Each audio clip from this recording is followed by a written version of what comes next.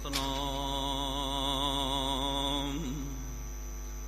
ਸ਼੍ਰੀ ਵਾਹਿਗੁਰੂ ਜੀ। ਸ਼੍ਰੀ ਨਾਨਕ ਪਦ ਪੰਕਜ ਬੰਦਨ, ਪੰਕਜ ਬੰਦਨ। ਸਿਮਰਾਂ ਅੰਗਦ ਦੁਖ ਨਿਕੰਦਨ। ਅਮਰ ਦਾਸ ਗੁਰ ਹਿਰਦੈ ਧਿਆਵਉ, ਹਿਰਦੈ ਧਿਆਵਉ। ਸ਼੍ਰੀ ਗੁਰ ਰਾਮਦਾਸ ਗੁਣ ਗਾਵਉ। ਸ਼੍ਰੀ ਅਰਜਨ ਬਿਘਨ ਕੇ ਨਾਸਕ, ਬਿਘਨ ਕੇ ਨਾਸਕ। ਹਰਿ ਗੋਬਿੰਦ ਸ਼ੁਭ ਸੁਮਤ ਪ੍ਰਕਾਸ਼ਕ।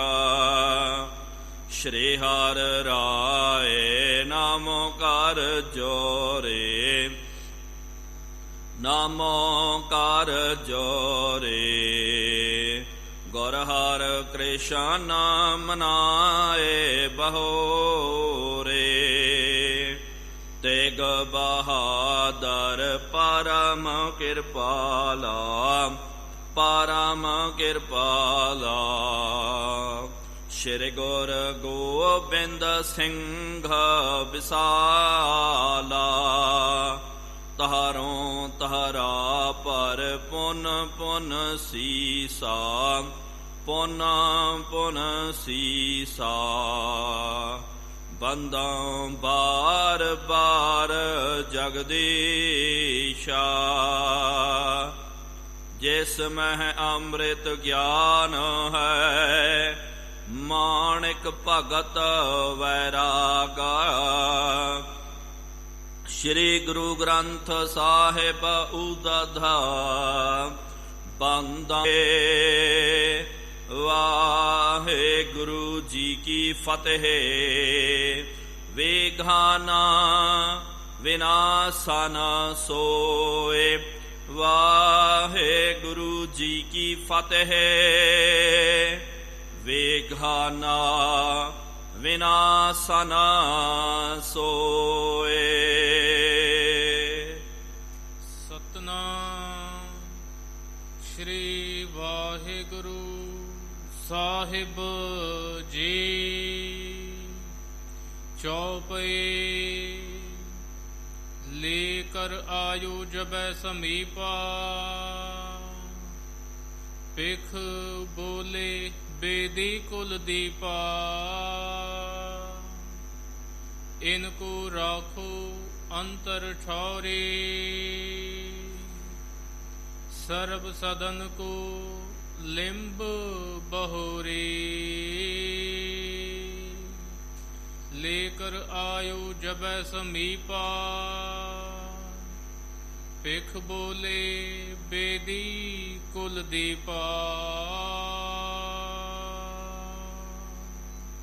ਵਾਹਿਗੁਰੂ ਜੀ ਕਾ ਖਾਲਸਾ,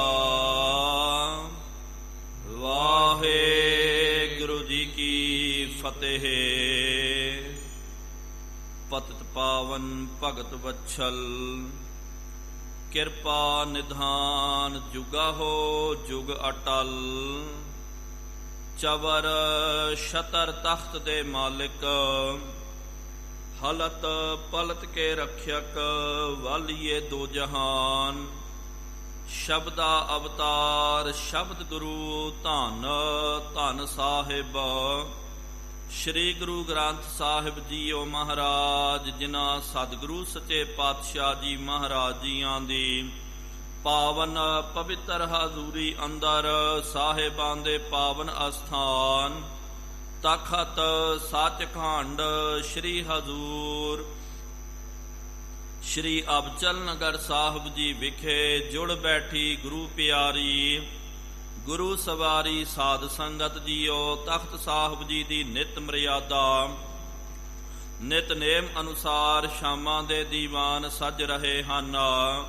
ਸਜੇ ਹੋਏ ਪਾਵਨ ਦੀਵਾਨਾਂ ਦੇ ਵਿੱਚ ਗੁਰ ਇਤਿਹਾਸ ਦੀਆਂ ਕਥਾ ਵਿਚਾਰਾਂ ਸਰਵਣ ਕਰਨ ਦੇ ਲਈ ਆਪ ਸੰਗਤਾਂ ਹਾਜ਼ਰੀਆਂ ਭਰ ਰਹੇ ਹੋ। ਵਡ ਭਾਗੇ ਹੋ ਆਪ ਜਿਨ੍ਹਾਂ ਨੂੰ ਸਤਿਗੁਰੂ ਸੱਚੇ ਪਾਤਸ਼ਾਹ ਜੀ ਮਹਾਰਾਜ ਜੀਆਂ ਦੀ ਪਾਵਨ ਸਤ ਸੰਗਤ ਕਰਨ ਦਾ ਸੁਭਾਗ ਅਵਸਰ ਪ੍ਰਾਪਤ ਹੋ ਰਿਹਾ ਹੈ। ਆਪ ਜੀਆਂ ਨੇ ਪਿਛਲੇ ਦੀਵਾਨਾਂ ਦੇ ਵਿੱਚ ਗੁਰੂ ਸਾਹਿਬਾਨਾਂ ਦਾ ਪਾਵਨ ਇਤਿਹਾਸ ਸਰਵਣ ਕਰਨਾ ਕੀਤਾ ਸੀ। ਸਤਿਗੁਰੂ ਸੱਚੇ ਪਾਤਸ਼ਾਹ ਧੰਨ ਸਾਹਿਬ ਸ੍ਰੀ ਗੁਰੂ ਨਾਨਕ ਦੇਵ ਜੀ ਮਹਾਰਾਜ ਕਰਤਾਰਪੁਰ ਸਾਹਿਬ ਦੇ ਵਿੱਚ ਸਤਿਗੁਰੂ ਜੀ ਮਹਾਰਾਜ ਜੋਤ ਜਗਾ ਰਹੇ ਹਨ। ਸਿੱਖਾਂ ਨੂੰ ਸਤਿਗੁਰੂ ਮਹਾਰਾਜ ਜੀ ਨੇ ਉਪਦੇਸ਼ ਦ੍ਰਿੜ ਕਰਵਾਉਣਾ ਕੀਤਾ। ਬੇਅੰਤ ਸਿੱਖਾਂ ਦਾ ਉਧਾਰ ਹੋ ਰਿਹਾ ਹੈ। ਇੱਕ ਦਿਨ ਗੁਰੂ ਘਰ ਦੇ ਵਿੱਚ ਜਦੋਂ ਚਾਰੇ ਦਾ ਘਾਟਾ ਪੈ ਗਿਆ, ਸਤਿਗੁਰੂ ਮਹਾਰਾਜ ਜੀ ਨੇ ਆਪਣੇ ਸੇਵਕ ਭਾਈ ਕਮਲੇ ਨੂੰ ਕਿਹਾ ਕਿ ਜਾ ਭਾਈ ਬਾਰ-ਬਾਰ ਜਾ ਕਰਕੇ ਮਾਲ ਗੁਜ਼ਾਰੇ ਤੋਂ ਉਥੋਂ ਜਾ ਕਰਕੇ ਜੂਹ ਦੇ ਵਿੱਚੋਂ ਮਾਲ ਧਨ ਜਿਹੜਾ ਹੈ ਪੱਠਾ ਆਦਿਕ ਤ੍ਰਿਣ ਆਦਿਕ ਲੈ ਕੇ ਆਉਣਾ ਕਰੋ। ਭਾਈ ਕਮਲਾ ਜੀ ਜਦੋਂ ਜਾਂਦੇ ਹਨ, ਰਾਸਤੇ ਦੇ ਵਿੱਚ ਤਿੰਨ ਮਹਾਂਪੁਰਖਾਂ ਦੇ ਦਰਸ਼ਨ ਹੋਏ ਤੇ ਉਹ ਤਿੰਨ ਮਹਾਂਪੁਰਖ ਔਰ ਕੋਈ ਨਹੀਂ, ਬ੍ਰਹਮਾ ਵਿਸ਼ਨੂੰ ਤੇ ਮਹੇਸ਼। ਉਹਨਾਂ ਨੇ ਰੂਪ ਬਦਲ ਕਰਕੇ ਆਉਣਾ ਕੀਤਾ। ਭਾਈ ਕਮਲੇ ਨੂੰ ਕਹਿੰਦੇ ਕਿ ਭਾਈ ਜੀ ਸਾਡਾ ਇੱਕ ਕੰਮ ਕਰਨਾ, ਆ ਭੇਟ ਜਿਹੜੀ ਹੈ ਸਤਿਗੁਰੂ ਮਹਾਰਾਜ ਜੀ ਨੂੰ ਦੇਣੀ ਹੈ, ਤੁਸੀਂ ਦੇ ਕੇ ਆਓ। ਭਾਈ ਕਮਲਾ ਕਹਿਣ ਲੱਗਾ ਕਿ ਮਹਾਂਪੁਰਖੋ ਇਹ ਕੰਮ ਮੈਂ ਹੁਣ ਤੁਰੰਤ ਤਾਂ ਨਹੀਂ ਕਰ ਸਕਦਾ ਹਾਂ। ਜੀ ਨੇ ਮਾਲ ਗੁਜ਼ਾਰੇ ਤੋਂ ਤ੍ਰਿਣ ਆਦਿਕ ਲੈਣ ਵਾਸਤੇ ਮੈਨੂੰ ਭੇਜਣਾ ਕੀਤਾ। ਮੈਂ ਉਹ ਲਿਆਵਾਂਗਾ, 2-3 ਘੰਟੇ ਲੱਗ ਜਾਣਗੇ, ਆਪ ਜੀ ਬੈਠੇ ਰਹੋ। ਫਿਰ ਬਾਅਦ ਦੇ ਵਿੱਚ ਜੋ ਤੁਹਾਡੀ ਗੱਲ ਹੈ, ਜੋ ਸੰਦੇਸ਼ਾ ਹੈ ਮੈਨੂੰ ਦੇ ਦਿਓ, ਮੈਂ ਪਹੁੰਚਾ ਦੇਵਾਂਗਾ। ਤੇ ਜਦੋਂ ਇਹ ਬਚਨ ਸੁਣਿਆ ਉਹਨਾਂ ਦੇਵਤਿਆਂ ਨੇ ਤੁਰੰਤ ਤੇ ਅਜ਼ਮਤ ਦੇ ਨਾਲ ਬਹੁਤ ਵੱਡੀ ਪੰਡ ਜਿਹੜੀ ਆ ਉਹ ਪ੍ਰਗਟ ਕਰਨੀ ਕੀਤੀ ਹੈ। ਭਾਈ ਕਮਲੇ ਦੇ ਸਿਰ ਦੇ ਉੱਤੇ ਚੁਕਵਾ ਦਿੱਤੀ ਤੇ ਕਿਹਾ ਕਿ ਭਾਈ ਆ ਲੈ ਕੇ ਜਾ, ਤੇ ਇੱਕ ਸਵਾਦੀ ਪੋਟਲੀ ਜਿਹੜੀ ਹੈ ਉਹ ਦੇ ਦਿੱਤੀ ਕਿ ਕਹਿਣਾ ਕੁਛ ਵੀ ਨਹੀਂ ਹੈ, ਆ ਜਿਹੜੀ ਹੈ ਸਾਡੀ ਭੇਟਾ ਸਤਿਗੁਰੂ ਮਹਾਰਾਜ ਜੀ ਨੂੰ ਦੇਣੀ ਹੈ। ਜਦੋਂ ਜਾ ਕਰਕੇ ਭਾਈ ਕਮਲੇ ਨੇ ਉਹ ਤ੍ਰਿਣ ਦਾਣਾ ਜਿਹੜਾ ਸੀ ਉਹ ਫਿਰ ਲੈ ਕਰਕੇ ਗੁਰੂ ਘਰ ਦੇ ਵਿੱਚ ਪਹੁੰਚਿਆ। ਸਤਿਗੁਰੂ ਜੀ ਕਹਿਣ ਲੱਗੇ ਭਾਈ ਇੰਨਾ ਛੇਤੀ ਤਾਂ ਇਹ ਕੰਮ ਨਹੀਂ ਕਰ ਸਕਦਾ, ਲੱਗਦਾ ਕਿ ਇੱਥੋਂ ਤੂੰ ਚੁਰਾ ਕੇ ਤਾਂ ਨਹੀਂ ਲੈ ਕੇ ਆਇਆ, ਜਾਂ ਕਿਹਦਾ ਦੂਜੇ ਦਾ ਮਾਲ ਹੜੱਪ ਕਰਕੇ ਤਾਂ ਨਹੀਂ ਆਇਆ। ਜੇ ਇਹ ਗੱਲ ਹੈ ਤੇ ਸਾਡੇ ਡੰਗਰਾਂ ਨੂੰ ਇਹ ਚੋਰੀ ਦਾ ਮਾਲ ਨਾ ਪਾਉਣਾ ਕਰ, ਇਹਨੂੰ ਬਾਰ-ਬਾਰ ਰੱਖ ਦੇ, ਬਾਹਰ ਸੁੱਟ ਕੇ ਆ ਜਾ। ਭਾਈ ਕਮਲਾ ਕਹਿਣ ਲੱਗਾ ਨਹੀਂ ਮਹਾਰਾਜ, ਤੁਹਾਡਾ ਸ਼ੱਕ ਵੀ ਕਰਨਾ ਜ਼ਰੂਰੀ ਹੈ, ਕਿਉਂਕਿ ਮੈਂ ਜਦੋਂ ਬਾਹਰ ਗਿਆ ਸੀ ਤਿੰਨ ਮਹਾਂਪੁਰਖ ਮਿਲੇ, ਉਹਨਾਂ ਨੇ ਬਚਨ ਕੀਤਾ, ਸੰਦੇਸ਼ਾ ਦਿੱਤਾ। ਮੈਂ ਕਿਹਾ ਕਿ ਕੰਮ ਕਰਕੇ ਆਉਣਾ ਹੈ, ਉਹਨਾਂ ਨੇ ਕਿਹਾ ਕਿ ਸਮਾਂ ਲੱਗ ਜਾਵੇਗਾ। ਤੇ ਉਹਨਾਂ ਨੇ ਤੁਰੰਤ ਸਤਿਗੁਰੂ ਜੀ ਮਹਾਰਾਜ ਤ੍ਰਿਣ ਦਾ ਬਹੁਤ ਵੱਡਾ ਪੰਡ ਉਹਨਾਂ ਨੇ ਗੁਪਤ ਤੌਰ ਤੇ ਪ੍ਰਗਟ ਕਰ ਦਿੱਤਾ ਤੇ ਪ੍ਰਗਟ ਕਰਕੇ ਮੇਰੇ ਸਿਰ ਤੇ ਧਰਾ ਦਿੱਤਾ ਤੇ ਕਿਹਾ ਹੁਣ ਲੈ ਕੇ ਜਾ, ਤੇਰਾ ਵੀ ਕੰਮ ਕਰਦੇ, ਸਾਡਾ ਵੀ ਕੰਮ ਕਰਕੇ, ਸਾਡਾ ਵੀ ਸੰਦੇਸ਼ਾ ਦੇ ਕੇ ਆਵੀਂ। ਤੇ ਫਿਰ ਭਾਈ ਕਮਲੇ ਨੂੰ ਮਹਾਰਾਜ ਪੁੱਛਦੇ ਕਿ ਕੀ ਉਹਨਾਂ ਨੇ ਸੰਦੇਸ਼ਾ ਦਿੱਤਾ। ਭਾਈ ਕਮਲਾ ਕਹਿੰਦਾ ਸਤਿਗੁਰੂ ਮਹਾਰਾਜ ਕਿਹਾ ਤਾਂ ਕੁਛ ਵੀ ਨਹੀਂ ਹੈ, ਆ ਇੱਕ ਪੰਡ ਦਿੱਤੀ ਹੈ ਕਿ ਮਹਾਰਾਜ ਜੀ ਨੂੰ ਦੇ ਦਿਓ, ਮਹਾਰਾਜ ਆਪ ਜਾਣ ਲੈਣਗੇ। ਸਤਿਗੁਰੂ ਮਹਾਰਾਜ ਵੇਖ ਕਰਕੇ ਜਾਣ ਗਏ ਕਿ ਭਾਈ ਇਹ ਔਰ ਕੋਈ ਨਹੀਂ, ਸ਼ਿਵ ਜੀ ਨੇ ਸਵਾ ਦਿੱਤੀ ਹੈ। ਇੱਕ ਮੌਤ ਦਾ ਪਿਆਰਿਓ ਇੱਕ ਪ੍ਰਤੀਕ ਸੀ। ਤੇ ਸਤਿਗੁਰੂ ਮਹਾਰਾਜ ਕਹਿਣ ਲੱਗੇ ਕੋਈ ਗੱਲ ਨਹੀਂ ਹੈ। ਤੁਰੰਤ ਭਾਈ ਸਧਾਰਨ ਨੂੰ ਲੈ ਕਰਕੇ ਸਤਿਗੁਰੂ ਮਹਾਰਾਜ ਉੱਥੇ ਪਹੁੰਚਦੇ ਨੂੰ ਤੇ ਮਹੇਸ਼ ਇਹਨਾਂ ਨੇ ਸਤਿਗੁਰੂ ਮਹਾਰਾਜ ਜੀ ਦਾ ਬਹੁਤ ਜ਼ਿਆਦਾ ਜਸ ਕੀਤਾ, ਬਹੁਤ ਜ਼ਿਆਦਾ ਗੁਣਗਾਨ ਕਰਨਾ ਕੀਤਾ। ਤੇ ਫਿਰ ਸਤਿਗੁਰੂ ਮਹਾਰਾਜ ਜੀ ਨੂੰ ਬਾਅਦ ਵਿੱਚ ਕਹਿੰਦੇ ਸਤਿਗੁਰੂ ਮਹਾਰਾਜ ਆਪ ਜੀ ਆਪਣੀ ਲੀਲਾ ਨੂੰ ਸੰਕੋਚ ਨਾ ਕਰੋ, ਹੁਣ ਸਤਿਗੁਰੂ ਮਹਾਰਾਜ ਪਰਲੋਕ ਗਮਨ ਕਰਨ ਦਾ ਸਮਾਂ ਆ ਗਿਆ ਹੈ। ਆਪ ਨੇ ਤਾਂ ਜੋਤ ਜਿਹੜੀ ਹੈ ਸ੍ਰੀ ਗੁਰੂ ਅੰਗਦ ਦੇਵ ਜੀ ਮਹਾਰਾਜ ਜੀ ਦੇ ਅੰਦਰ ਧਰ ਦਿੱਤੀ ਹੈ। ਹੁਣ ਚਲੋ ਸਤਿਗੁਰੂ ਮਹਾਰਾਜ ਪ੍ਰਭ ਪੁਰ ਪਿਆਨਾ ਆਪਾਂ ਨੇ ਕਰਨਾ ਹੈ। ਸੁਣ ਕਰਕੇ ਸਤਿਗੁਰੂ ਜੀ ਮਹਾਰਾਜ ਕਹਿਣ ਲੱਗੇ ਕੋਈ ਗੱਲ ਨਹੀਂ ਹੈ, ਅਸੀਂ ਹੁਣ ਤਿਆਰਾ ਕਰਦੇ ਆ। ਤੇ ਵਾਪਸ ਆ ਗਏ ਸਤਿਗੁਰੂ ਮਹਾਰਾਜ। ਭਾਈ ਸਧਾਰਨ ਨੂੰ ਕਹਿੰਦੇ ਕਿ ਜਾ ਭਾਈ ਸਧਾਰਨ, ਸਾਡੇ ਜੋ ਵਸਤਰ ਜਿਹੜੇ ਹਨ, 2 ਵਸਤਰ, ਇੱਕ ਤੇੜ ਤੇ ਇੱਕ ਉੱਤੇ ਸਤਿਗੁਰੂ ਮਹਾਰਾਜ ਲਿਆ ਕਰਦੇ। ਉਹਦਾ 2 ਜੋੜਾ ਸੀ। ਮਹਾਰਾਜ ਜੀ ਨੇ ਕਿਹਾ ਇਹਨੂੰ ਚੰਗੀ ਤਰ੍ਹਾਂ ਧੋ ਕਰਕੇ ਲੈ ਕੇ ਆਉਣਾ ਕਰ। ਸੁਣ ਕਰਕੇ ਹੁਣ ਉਹ ਧੋ ਕਰਕੇ ਕਿਸ ਤਰ੍ਹਾਂ ਭਾਈ ਸਧਾਰਨ ਆਉਂਦਾ, ਸਤਿਗੁਰੂ ਮਹਾਰਾਜ ਕੀ ਲੀਲਾ ਵਰਤਾਉਂਦੇ ਹਨ, ਕਿਸ ਤਰ੍ਹਾਂ ਤਿਆਰਾ ਕਰਦੇ ਪਿਆਰਿਓ, ਉਹ ਪਾਵਨ ਪ੍ਰਸੰਗ ਆਪਾਂ ਸਰਵਣ ਕਰਨਾ ਕਰੀਏ। ਕੋਈ ਵੀ ਰਸਨਾ ਵਾਂਝੀ ਨਾ ਰਵੇ। ਸਤਿਗੁਰੂ ਮਹਾਰਾਜ ਜੀ ਦੇ ਚਰਨਾਂ ਦਾ ਹਿਰਦੇ ਵਿੱਚ ਧਿਆਨ ਧਾਰਨ ਕਰਦਿਆਂ ਹੋਇਆਂ ਪ੍ਰੇਮ ਤੇ ਸਤਿਕਾਰ ਸਹਿਤ ਉਚਾਰਨ ਕਰਨਾ ਕਰੋ ਜੀ। ਸਤਿਨਾਮ ਸ਼੍ਰੀ ਵਾਹਿਗੁਰੂ ਜੀ। ਫਿਰ ਇੱਕ ਵਾਰੀ ਉਚਾਰਨ ਕਰੋ ਜੀ। ਸਤਿਨਾਮ ਸ਼੍ਰੀ ਵਾਹਿਗੁਰੂ ਜੀ। ਸਤਿਨਾਮ ਸ਼੍ਰੀ ਵਾਹਿਗੁਰੂ ਸਾਹਿਬ ਜੀ। ਚੌਪਈ ਲੇਖ ਵੇਖ ਬੋਲੇ ਬੇਦੀ ਕੁਲਦੀਪ। ਵੇਖ ਕਰਕੇ ਬੇਦੀ ਕੁਲਦੀਪ ਸਤਿਗੁਰੂ ਗੁਰੂ ਨਾਨਕ ਦੇਵ ਜੀ ਮਹਾਰਾਜ ਜੀ ਨੇ ਬਚਨ ਉਚਾਰਨ ਕੀਤਾ।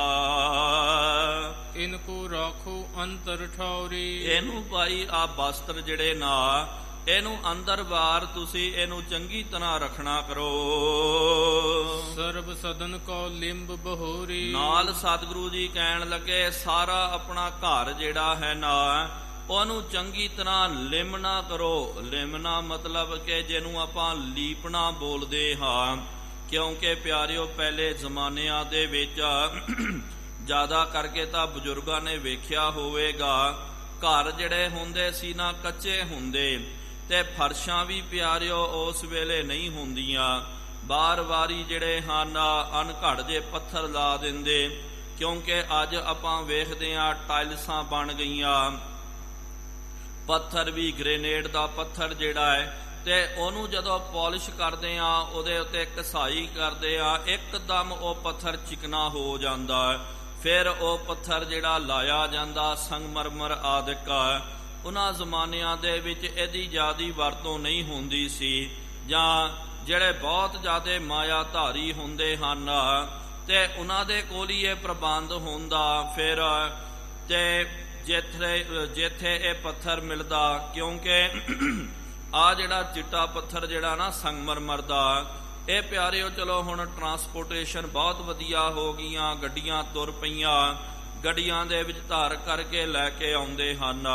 ਲੇਕਿਨ ਜ਼ਿਆਦਾ ਕਰਕੇ ਆ ਚਿੱਟਾ ਪੱਥਰ ਇਹ ਰਾਜਸਥਾਨ, ਜ਼ਿਆਦਾ ਕਰਕੇ ਰਾਜਸਥਾਨ ਦੇ ਵਿੱਚ ਕੋਟਾ ਜਿਹੜਾ ਹੈ, ਕੋਟਾ ਤੇ ਮਕਰਾਣਾ ਆਦਿਕ, ਮਕਰਾਣਾ ਇੱਕ ਸ਼ਹਿਰ ਵੱਜਦਾ, ਉੱਥੋਂ ਜਿਹੜਾ ਪੱਥਰ ਨਿਕਲਦਾ ਨਾ, ਉਹਦਾ ਨਾਮ ਹੀ ਪੈ ਗਿਆ ਮਕਰਾਣਾ ਪੱਥਰ।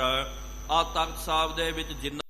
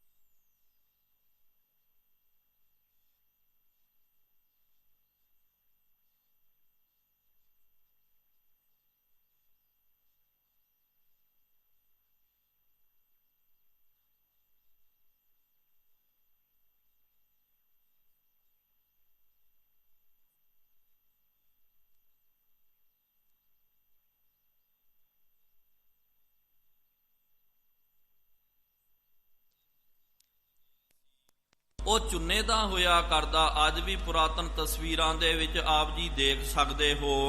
ਤੇ ਆ ਨਾਲ ਹੀ ਜਿਹੜਾ ਇਸ ਪਾਸੇ ਲੰਗਰ ਦੇ ਪਾਸੇ, ਇੱਥੇ ਨਾਲ ਹੀ ਇੱਕ ਬਹੁਤ ਵੱਡਾ ਇਹਨਾਂ ਨੇ ਟੋਆ ਪੁੱਟ ਕਰਕੇ ਉਹਦੇ ਵਿੱਚ ਚੂਨਾ ਜਿਹੜਾ ਘੋਲਿਆ ਜਾਂਦਾ। ਜ਼ਿਆਦਾ ਕਰਕੇ ਵਿਸ਼ੇਸ਼ ਕਰਕੇ ਦੀਵਾਲੀ ਤੋਂ 2-4 ਦਿਨ ਜਾਂ ਕੁਝ ਸਮਾਂ ਪਹਿਲਾਂ ਚੂਨਾ ਘੋਲ ਕਰਕੇ ਵੱਡੇ ਵੱਡੇ ਬਾਂਬੂ ਆਦਿਕ ਲੈ ਕਰਕੇ ਤੇ ਫਿਰ ਚੂਨਾ ਘੋਲ ਕਰਕੇ ਚੂਨਾ ਮਾਰਿਆ ਜਾਂਦਾ ਸੀ ਪੂਰੇ ਤਖਤ ਸਾਹਿਬ ਜੀ ਦੇ ਉੱਤੇ ਬਾਰ-ਬਾਰ। ਫਿਰ ਮਹਾਂਪੁਰਖਾਂ ਨੇ ਕਾਰ ਸੇਵਾ ਵਾਲੇ ਮਹਾਂਪੁਰਖਾਂ ਨੇ ਇਹ ਸੇਵਾ ਕਰਨੀ ਕੀਤੀ। ਸੰਤ ਬਾਬਾ ਜੀਵਨ ਸਿੰਘ ਜੀ, ਸੰਤ ਬਾਬਾ ਦਲੀਪ ਸਿੰਘ ਜੀ ਆਦਿਕ ਮਹਾਂਪੁਰਖ ਜਦੋਂ ਪਿਆਰਿਓ ਤਖਤ ਸਾਹਿਬ ਵੱਲੋਂ ਉਹਨਾਂ ਨੂੰ ਬੇਨਤੀ ਕੀਤੀ ਗਈ ਹੈ ਕਿ ਮਹਾਂਪੁਰਖੋ ਇੱਥੇ ਆ ਕਰਕੇ ਆਪ ਜੀ ਅਸਥਾਨਾਂ ਦੀ ਸੇਵਾ ਕਰਨਾ ਕਰੋ, ਤਾਂ ਪਿਆਰਿਓ ਮਹਾਂਪੁਰਖ ਆ ਕਰਕੇ ਉਹਨਾਂ ਨੇ ਫਿਰ ਬਾਹਰ ਦਾ ਆ ਜਿਹੜਾ ਪੂਰਾ ਪੱਥਰ ਜਿਹੜਾ ਹੈ ਬਾਹਰ ਦਾ ਪੂਰਾ ਪੱਥਰ ਲਾਉਣਾ ਕੀਤਾ। ਤੇ ਉਤਲੀ ਮੰਜ਼ਿਲ ਵੀ ਜਿਹੜੀ ਹੈ ਬਜ਼ੁਰਗ ਦੱਸਦੇ ਹਨ ਉੱਥੇ ਵੀ ਪੱਥਰ ਨਹੀਂ ਲੱਗਿਆ ਤੇ ਥੱਲੇ ਫਰਸ਼ ਵੀ ਨਹੀਂ ਸੀ। ਉਹਨਾਂ ਮਹਾਂਪੁਰਖਾਂ ਨੇ ਕਾਰ ਸੇਵਾ ਵਾਲੇ ਮਹਾਂਪੁਰਖਾਂ ਨੇ ਬਹੁਤ ਜ਼ਿਆਦੀ ਸੇਵਾ ਕਰਨੀ ਕੀਤੀ। ਸਾਰਾ ਜਿਹੜਾ ਹੈ ਪੱਥਰ ਪਹਿਲੇ ਜ਼ਮਾਨਿਆਂ ਦੇ ਵਿੱਚ ਘਰ ਕੱਚੇ ਹੋਇਆ ਕਰਦੇ ਤੇ ਕਿਸੇ ਕਾਰਜਕ੍ਰਮ ਜਦੋਂ ਹੋਣਾ ਜਾਂ ਕੋਈ ਸ਼ੁਭ ਕੰਮ ਹੋਣਾ ਜਾਂ ਕਦੇ ਬੰਦਾ ਚਲਾਣਾ ਕਰ ਜਾਂਦਾ ਉਸ ਵੇਲੇ ਵੀ ਘਰ ਨੂੰ ਲੀਪਾ ਪੋਤੀ ਕਰਦੇ ਹਨ, ਉਸ ਵੇਲੇ ਵੀ ਰੰਗ ਰੋਗਨ ਕੀਤਾ ਜਾਂਦਾ। ਸਤਿਗੁਰੂ ਮਹਾਰਾਜ ਜੀ ਨੇ ਕਿਹਾ ਕਿ ਭਾਈ ਹੁਣ ਸੱਚਖੰਡ ਗਮਨ ਕਰਨਾ, ਇਸ ਕਰਕੇ ਭਾਈ ਪੂਰੀ ਤਿਆਰੀ ਕਰਨਾ ਕਰੋ, ਚੰਗੀ ਤਰ੍ਹਾਂ ਘਰ ਨੂੰ ਲੀਪਣਾ ਕਰੋ। ਉਪਰ ਤਰੇ ਸਵਛ ਕੋ ਕਰੀਏ, ਚੰਗੀ ਤਰ੍ਹਾਂ ਉੱਤੇ ਇਹ ਕਰਕੇ ਕੰਧਾਂ ਵੀ ਜਿਹੜੀਆਂ ਮਹਾਰਾਜ ਜੀ ਨੇ ਕਿਹਾ ਥੱਲੇ ਵੀ ਲੀਪਣਾ ਕਰੋ ਤੇ ਕੰਧਾਂ ਨੂੰ ਵੀ ਚੰਗੀ ਤਰ੍ਹਾਂ ਲੀਪਣਾ ਕਰੋ।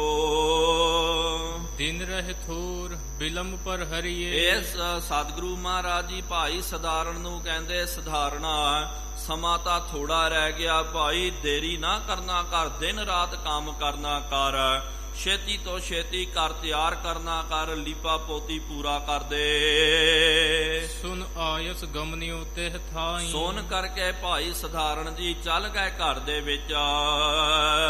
ਨਿਸਮਹਿ ਟਿਕਹੀ ਜਹਾਂ ਗੁਸਾਈ, ਜਿੱਥੇ ਰਾਤਰੀ ਨੂੰ ਸਤਿਗੁਰੂ ਮਹਾਰਾਜ ਵਿਸ਼ਰਾਮ ਕਰਦੇ ਸਨ ਜਿਸ ਕਮਰੇ ਦੇ ਵਿੱਚ ਅਧਿਕ ਪ੍ਰੀਤ ਉਰ ਬਹੁਕਰ ਦੀਨਾ, ਸਭ ਤੋਂ ਪਹਿਲੇ ਬਹੁਤ ਪ੍ਰੇਮ ਦੇ ਨਾਲ ਬਹੁਕਰ ਜਿਹੜਾ ਹੈ, ਬਹੁਕਰ ਪਿਆਰਿਓ ਸ਼ਬਦ ਕਈ ਵਾਰੀ ਜਿਨ੍ਹਾਂ ਨੂੰ ਪੰਜਾਬੀ ਦਾ ਠੇਠ ਪੰਜਾਬੀ ਦਾ ਪਤਾ ਨਾ ਹੋਵੇ ਥੋੜੀ ਜੀ ਦਿੱਕਤ ਆ ਜਾਂਦੀ ਹੈ। ਇਹ ਪੁਰਾਤਨ ਸ਼ਬਦ ਹੈ, ਪੇਂਡੂ ਸ਼ਬਦ ਹੈ ਬਹੁਕਰ, ਭਾਵ ਕਿ ਜਿਹਨੂੰ ਆਪਾਂ ਝਾੜੂ ਬੋਲਦੇ ਆ। ਤੇ ਮਹਾਰਾਜ ਜੀ ਨੇ ਜਦੋਂ ਬਚਨ ਕੀਤਾ ਤੇ ਭਾਈ ਸਧਾਰਨ ਨੇ ਜਾ ਕਰਕੇ ਸਭ ਤੋਂ ਪਹਿਲੇ ਝਾੜੂ ਲਾਇਆ, ਹੇਠ ਵੀ ਝਾੜੂ ਲਾਇਆ, ਉੱਤੇ ਵੀ ਜਿਹੜੇ ਜਾਲੇ ਜਿਹੜੇ ਬਹੁਕਰ ਦੇ ਨਾਲ ਸਾਫ਼ ਕੀਤੇ। ਸਰਬ ਸਦਨ ਪੁਨ ਲੀਪਨ ਕੀਨਾ, ਫਿਰ ਸਾਰਾ ਘਰ ਸਤਿਗੁਰੂ ਮਹਾਰਾਜ ਜੀ ਦਾ ਹਵੈ ਜੇ ਨੂਨਤਾ ਤਹ ਮਹਿ ਕਹਿਵਾ, ਜੇ ਉੱਥੇ ਕੋਈ ਖਾਲੀ ਰਹਿ ਗਿਆ ਕੰਮ, ਕੋਈ ਨੂਨਤਾ ਰਹਿ ਗਈ ਹੈ ਤਾਂ ਸਤਿਗੁਰੂ ਮਹਾਰਾਜ ਸਾਨੂੰ ਦੱਸ ਦਿਆ ਜੇ। ਦੇਹੁ ਬਤਾਏ ਸੁਧਾਰੋਂ ਤਹ ਆਪ ਜੀ ਦੱਸ ਦਿਓ ਤੁਰੰਤ ਸਤਿਗੁਰੂ ਮਹਾਰਾਜ ਮੈਂ ਉਹਨੂੰ ਸੁਧਾਰ ਦਵਾਂਗਾ। ਕੋਈ ਕੰਮ ਰਹਿ ਗਿਆ ਤੇ ਦੱਸ ਦਿਓ, ਮੈਂ ਤੁਰੰਤ ਉਹ ਕੰਮ ਕਰ ਦੇਣਾ। ਸੁਨ ਕਰ ਉਠੇ ਕਿਰਪਾਲ ਬਿਸਾਲਾ, ਸੁਨ ਕਰਕੇ ਕਿਰਪਾਲੂ ਜੀ ਮਹਾਰਾਜ ਉਥੋਂ ਉੱਠੇ ਹਨ। ਰੁਚਿਰ ਬਣਾਈ ਪਿਖ ਧਰਮਸ਼ਾਲਾ, ਸਤਿਗੁਰੂ ਮਹਾਰਾਜ ਜੀ ਕੀ ਤੱਕਦੇ ਹਨ, ਬਹੁਤ ਸੋਹਣੀ ਸਫਾਈ ਕਰਨੀ ਕੀਤੀ ਹੈ, ਧਰਮਸਾਲ ਨੂੰ ਬਹੁਤ ਰੁਚਿਰ ਬਣਾ ਲਿਆ। ਖੁਸ਼ੀ ਸਧਾਰਨ ਪਰ ਬਹੁ ਕਰ ਭਾਈ ਸਧਾਰਨ ਦੇ ਉੱਤੇ ਸਤਿਗੁਰੂ ਮਹਾਰਾਜ ਜੀ ਨੇ ਬਹੁਤ ਜ਼ਿਆਦਾ ਖੁਸ਼ਾ ਕੀਤਾ। ਆਤਮ ਗਿਆਨ ਦੀਨ ਭ੍ਰਮ ਹਰ ਕੈ, ਸਤਿਗੁਰੂ ਮਹਾਰਾਜ ਜੀ ਨੇ ਕਿਰਪਾ ਕੀਤੀ ਤੇ ਕਿਹਾ ਕਿ ਤੈਨੂੰ ਭਾਈ ਆਤਮ ਦਾ ਗਿਆਨ ਪ੍ਰਾਪਤ ਹੋ ਜਾਵੇਗਾ, ਤਮ ਅੰਧਕਾਰ ਭ੍ਰਮ ਦੀ ਨਿਵਰਤੀ ਹੋ ਜਾਵੇਗੀ। ਆਏ ਪੁਨ ਚਲ ਦਲ ਕੀ ਛਾਈ, ਫਿਰ ਸਤਿਗੁਰੂ ਮਹਾਰਾਜ ਧਰਮਸ਼ਾਲਾ ਤੋਂ ਬਾਹਰ ਆ ਕਰਕੇ ਪਿੱਪਲ ਦੇ ਹੇਠ ਮਹਾਰਾਜ ਜੀ ਵਿਰਾਜਮਾਨ ਹੋਏ। ਬੈਠੇ ਸਿੱਖਨ ਸਭਾ ਸੁਹਾਈ, ਸਿੱਖਾਂ ਦੀ ਸਭਾ ਲੱਗੀ ਹੋਈ ਹੈ। ਸਿੱਖਾਂ ਦੀ ਸਭਾ ਦੇ ਵਿੱਚ ਸਤਿਗੁਰੂ ਮਹਾਰਾਜ ਆ ਕਰਕੇ ਸ਼ੁਭਾਏ ਮਾਨ ਹੁੰਦੇ ਹਨ। ਹੋਤ ਕੀਰਤਨ ਨਾਮ ਪ੍ਰਤਾਪਾ, ਉੱਥੇ ਫਿਰ ਕੀਰਤਨ ਦੀਆਂ ਸ਼ਹਿਬਰਾਂ ਲੱਗ ਰਹੀਆਂ, ਨਾਮ ਦੇ ਪ੍ਰਤਾਪ ਦਾ ਜਸ ਹੋ ਰਿਹਾ ਹੈ। ਜਹ ਸੁਨ ਮਿਟਹੀ ਤੀਨੂ ਤਾਪਾ, ਜਿਸ ਨੂੰ ਸੁਣ ਕਰਕੇ ਤੀਨੇ ਤਾਪ ਨਿਵਾਰਨ ਹਾਰਾ, ਦੁਖ ਹੰਤਾ ਸੁਖ ਰਾਸ, ਤਾਂ ਕਉ ਬਿਘਨ ਨਾ ਕੋ ਲਾਗੈ, ਜਾਂ ਕੀ ਪ੍ਰਭ ਆਗੈ ਅਰਦਾਸ। ਪਰਮਾਤਮਾ ਦਾ ਜਦੋਂ ਆਪਾਂ ਜਾਪ ਕਰਦੇ ਆ ਇਹ ਐਸਾ ਕੀਰਤਨ ਕਰ ਮਨ ਮੇਰੇ, ਈਹਾਂ ਊਹਾਂ ਜੋ ਕਾਮ ਤੇਰੇ।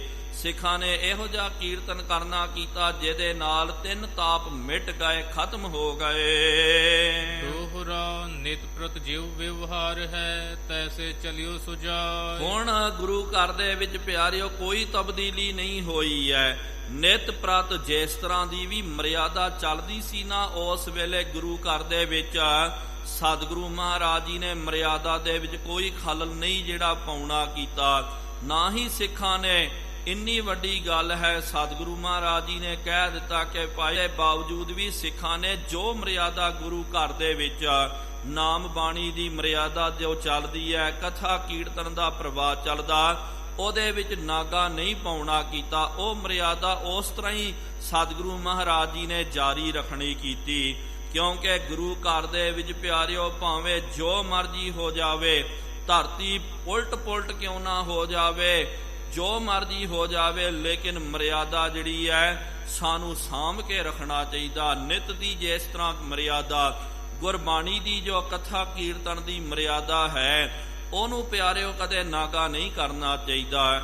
ਜੇ ਆਪਾਂ ਨਾਗਾ ਕਰਦੇ ਹਾਂ ਕਿਸੇ ਕਾਰਨ ਕਰਕੇ ਜਾਂ ਕਈ ਤਰੀਕਿਆਂ ਦੇ ਨਾਲ, ਤੇ ਸਤਿਗੁਰੂ ਮਹਾਰਾਜ ਜੀ ਦੀ ਬਹੁਤ ਵੱਡੀ ਕਰੋਪੀ ਹੋ ਜਾਂਦੀ ਹੈ।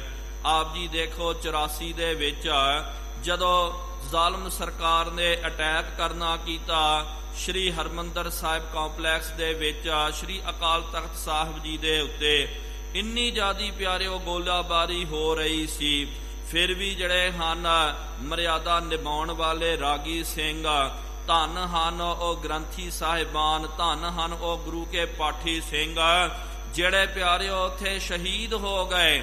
ਪਾਠ ਦੇ ਉੱਤੇ ਬੈਠੇ ਹੋਏ ਗੋਲੀ ਵੱਜ ਗਈ, ਸ਼ਹੀਦ ਹੋ ਗਏ, ਲੇਕਿਨ ਮਰਿਆਦਾ ਨਹੀਂ ਤੋੜਨਾ ਕੀਤਾ। ਕਈ ਰਾਗੀ ਸਿੰਘ ਪਿਆਰਿਓ ਉਹ ਰੋਜ਼ ਜਿਹੜੇ 1 ਘੰਟਾ ਜਾਂ 1.5 ਘੰਟਾ ਕੀਰਤਨ ਕਰਦੇ ਸਨ, ਮਰਿਆਦਾ ਨੂੰ ਨਿਭਾਉਣ ਦੇ ਵਾਸਤੇ ਉਹਨਾਂ ਰਾਗੀ ਸਿੰਘਾਂ ਨੇ ਲਗਾਤਾਰ 5-6 ਘੰਟੇ ਲਗਾਤਾਰ ਕੀਰਤਨ ਕਰਨਾ ਕੀਤਾ। ਗ੍ਰੰਥੀ ਸਾਹਿਬਾਨਾਂ ਨੇ ਵੀ ਮਰਿਆਦਾ ਜਾਰੀ ਰੱਖੀ ਹੈ। ਇਸ ਤਰ੍ਹਾਂ ਪਿਆਰਿਓ ਉਹ ਸ਼ਹੀਦ ਹੋ ਗਏ, ਰਾਗੀ ਸਿੰਘ ਵੀ ਸ਼ਹੀਦ ਹੋ ਗਏ, ਔਰ ਵੀ ਕਈ ਸਿੰਘ ਮਰਿਆਦਾ ਨੂੰ ਨਿਭਾਉਂਦੇ ਹੋਏ ਕਈ ਫੱਟੜ ਹੋ ਗਏ, ਜ਼ਖਮੀ ਹੋ ਗਏ। ਫਿਰ ਵੀ ਪਿਆਰਿਓ ਗੁਰੂ ਘਰ ਦੀ ਨਾਮ ਬਾਣੀ ਦੀ ਮਰਿਆਦਾ ਜੋ ਹੈ ਆਦ ਕਾਲ ਤੋਂ ਜਿਹੜੀ ਚਲੀ ਆ ਰਹੀ ਹੈ, ਉਹਦੇ ਵਿੱਚ ਨਾਗਾ ਨਹੀਂ ਪਾਉਣਾ ਕੀਤਾ। ਸਵਾ ਜਾਮ ਨਿਸ਼ ਰਹੇ ਤੇ ਬੈਠੇ ਸ੍ਰੀ ਗੁਰੂ ਨਾਨਕ। ਸਵਾ ਜਾਮ ਜਦੋਂ ਦਿਨ ਰਹਿ ਜਾਂਦਾ, ਭਾਵ ਕਿ 2:30-3 ਵਜੇ ਸਤਿਗੁਰੂ ਮਹਾਰਾਜ ਸੁਚੇਤਾ ਕਰਕੇ ਆ ਕਰਕੇ ਬਹਿ ਜਾਂਦੇ ਹਨ। ਸ਼ੌਪਈ ਤਬ ਤੇ ਹੋਤ ਕੀਰਤਨ ਭਾਰੀ। ਉਦੋਂ ਤੋਂ ਫਿਰ ਕੀਰਤਨ ਭਾਰੀ ਕੀਰਤਨ ਆਰੰਭ ਹੋ ਜਾਂਦਾ ਹੈ। ਮ੍ਰਿਦੁਲ ਮਧੁਰ ਧੁਨ ਰਾਗ ਮਝਾਰੀ। ਹੁਣ ਕੀਰਤਨ ਦੇ ਬਾਬਤ ਦੱਸ ਰਹੇ ਹਨ। ਇਹ ਨਹੀਂ ਹੈ ਕਿ ਚਲੋ ਜੀ ਖਾਣਾ ਪੂਰਤੀ ਕਰਨੀ ਹੈ। ਕਈ ਵਾਰੀ ਪਿਆਰਿਓ ਰਾਗੀ ਸਿੰਘ, ਜਦੋਂ ਕਈ ਰਾਗੀ ਸਿੰਘ ਹੈ ਉਹ ਕੀ ਕੀਰਤਨ ਕਰਦੇ ਪਤਾ ਹੀ ਨਹੀਂ ਲੱਗਦਾ ਹੈ ਕੀ ਬਾਬਾ ਕੀ ਸ਼ਬਦ ਪੜ ਰਿਹਾ ਕਰਕੇ, ਬੜਾ ਸੋਚਣਾ ਪੈਂਦਾ। ਅੱਖਰ ਖਾ ਜਾਂਦੇ ਹਨ ਤੇ ਫਿਰ ਕਈ ਬੇਸੁਰਾ ਗਾ ਜਾਂਦੇ, ਕਈ ਜਿਹੜੀ ਹੈ ਫਿਰ ਕੁਛ ਗਲਤ ਬਾਣੀ ਪੜ ਦਿੰਦੇ ਹਨ, ਬਾਣੀ ਕੰਠ ਨਹੀਂ ਹੁੰਦੀ ਹੈ। ਕਈ ਵਾਰੀ ਵੇਖ ਕਰਕੇ ਵੀ ਬਹੁਤ ਜ਼ਿਆਦੀਆਂ ਗਲਤੀਆਂ ਕਰਦੇ। ਨਹੀਂ ਪਿਆਰਿਓ, ਜੇ ਤੁਹਾਡਾ ਇਹ ਰੋਜ਼ਗਾਰ ਹੈ, ਜੇ ਤੁਸੀਂ ਇਹੀ ਡਿਊਟੀ ਤੇ ਲੱਗੇ ਹੋਏ ਹੋ, ਵੱਧ ਤੋਂ ਵੱਧ ਮਿਹਨਤ ਕਰਨੀ ਚਾਹੀਦੀ ਹੈ। ਤੇ ਜਿਹੜਾ ਕੰਮ ਆਪਣਾ ਹੋਵੇ ਨਾ, ਉਹ ਕੰਮ ਦੇ ਵਿੱਚ ਨਿਸ਼ਨਾਤ ਹੋਣਾ ਚਾਹੀਦਾ। ਇਹ ਨਹੀਂ ਹੈ ਤੇ ਕਈ ਵਾਰੀ ਆਪਾਂ ਵੇਖਦੇ ਹਾਂ, ਕਈ ਕਹਿ ਦਿੰਦੇ ਕਿ ਭਾਈ ਮਾਇਆ ਘੱਟ ਹੈ ਜੀ, ਪਗਾਰ ਨਹੀਂ ਮਿਲਦੀ ਹੈ, ਅੰਦੋਲਨ ਕਰੋ, ਆ ਕਰੋ, ਉਹ ਕਰੋ। ਬੇਸ਼ੱਕ ਇਹ ਸਭ ਕੁਝ ਕਰਦੇ, ਲੇਕਿਨ ਜਦੋਂ ਕੀਰਤਨ ਦੀ ਵਾਰੀ ਆਉਂਦੀ ਹੈ, ਜ਼ਿਆਦਾ ਕਰਕੇ ਤਬਲੇ ਵਾਲੇ ਜੋੜੀ ਵਾਲੇ ਨੂੰ ਜੋੜੀ ਵਜਾਉਣੀ ਨਹੀਂ ਆਉਂਦੀ ਹੈ, ਉਹਨੂੰ ਬੋਲੋ ਫਲਾਨਾ ਤਾਲ ਵਜਾ, ਉਹ ਕਹਿੰਦਾ ਜੀ ਉਹ ਤਾਲ ਹੀ ਨਹੀਂ ਆਉਂਦਾ। ਰਾਗੀ ਸਿੰਘ ਜਿਹੜਾ ਹੈ, ਕਈ ਵਾਰੀ ਇਹ ਸਾਰਿਆਂ ਦੇ ਪ੍ਰਤੀ ਨਹੀਂ ਹੈ, ਤੇ ਕਈ ਵਾਰੀ ਕਈ ਰਾਗ ਜਿਹੜੇ ਸਮੇਂ ਦੇ ਰਾਗ ਨਹੀਂ ਆਉਂਦੇ ਹਨ, ਸਿਰਫ ਛੋਟੀਆਂ ਰੀਤਾਂ ਉਹੀ ਸ਼ਬਦ ਬਾਰ-ਬਾਰ ਰਿਪੀਟ ਕਰਨਾ।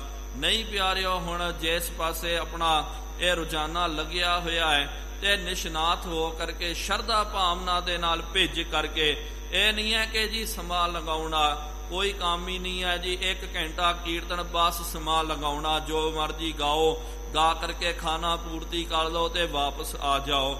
ਨਹੀਂ ਪਿਆਰਿਓ, ਹੁਣ ਗੁਰੂ ਘਰ ਦੇ ਵਿੱਚ ਜਿਹੜੇ ਰਾਗੀ ਸਿੰਘ ਮ੍ਰਿਦੁਲ। ਮ੍ਰਿਦੁਲ ਦਾ ਮਤਲਬ ਕਿ ਬਹੁਤ ਕੋਮਲ ਤੇ ਮਧੁਰ, ਬਹੁਤ ਮਿਠਾਸ ਦੇ ਵਿੱਚ, ਮਿਠਾਸ ਧੁਨ ਦੇ ਵਿੱਚ। ਰਾਗ ਮਝਾਰੀ, ਬਚਨ ਜਿਹੜਾ ਆ ਨਾ ਰਾਗ ਮਝਾਰੀ ਨੇ, ਜਦੋਂ ਆਪਾਂ ਗੁਰਮਤਿ ਕੀਰਤਨ ਦੀ ਵਿਆਖਿਆ ਕਰਦੇ ਆ, ਪੜ੍ਹਦੇ ਆ, ਤੇ ਉਹਦੇ ਵਿੱਚ ਇਹੀ ਸਿਖਾਇਆ ਜਾਂਦਾ, ਇਹੀ ਦੱਸਿਆ ਜਾਂਦਾ ਕਿ ਸਤਿਗੁਰੂ ਮਹਾਰਾਜ ਜੀ ਨੇ ਸਾਰੀ ਜ਼ਿਆਦਾਤਰ ਬਾਣੀ ਜਿਹੜੀ ਹੈ ਰਾਗਾਂ ਦੇ ਵਿੱਚ ਉਚਾਰਨ ਕਰਨੀ ਕੀਤੀ।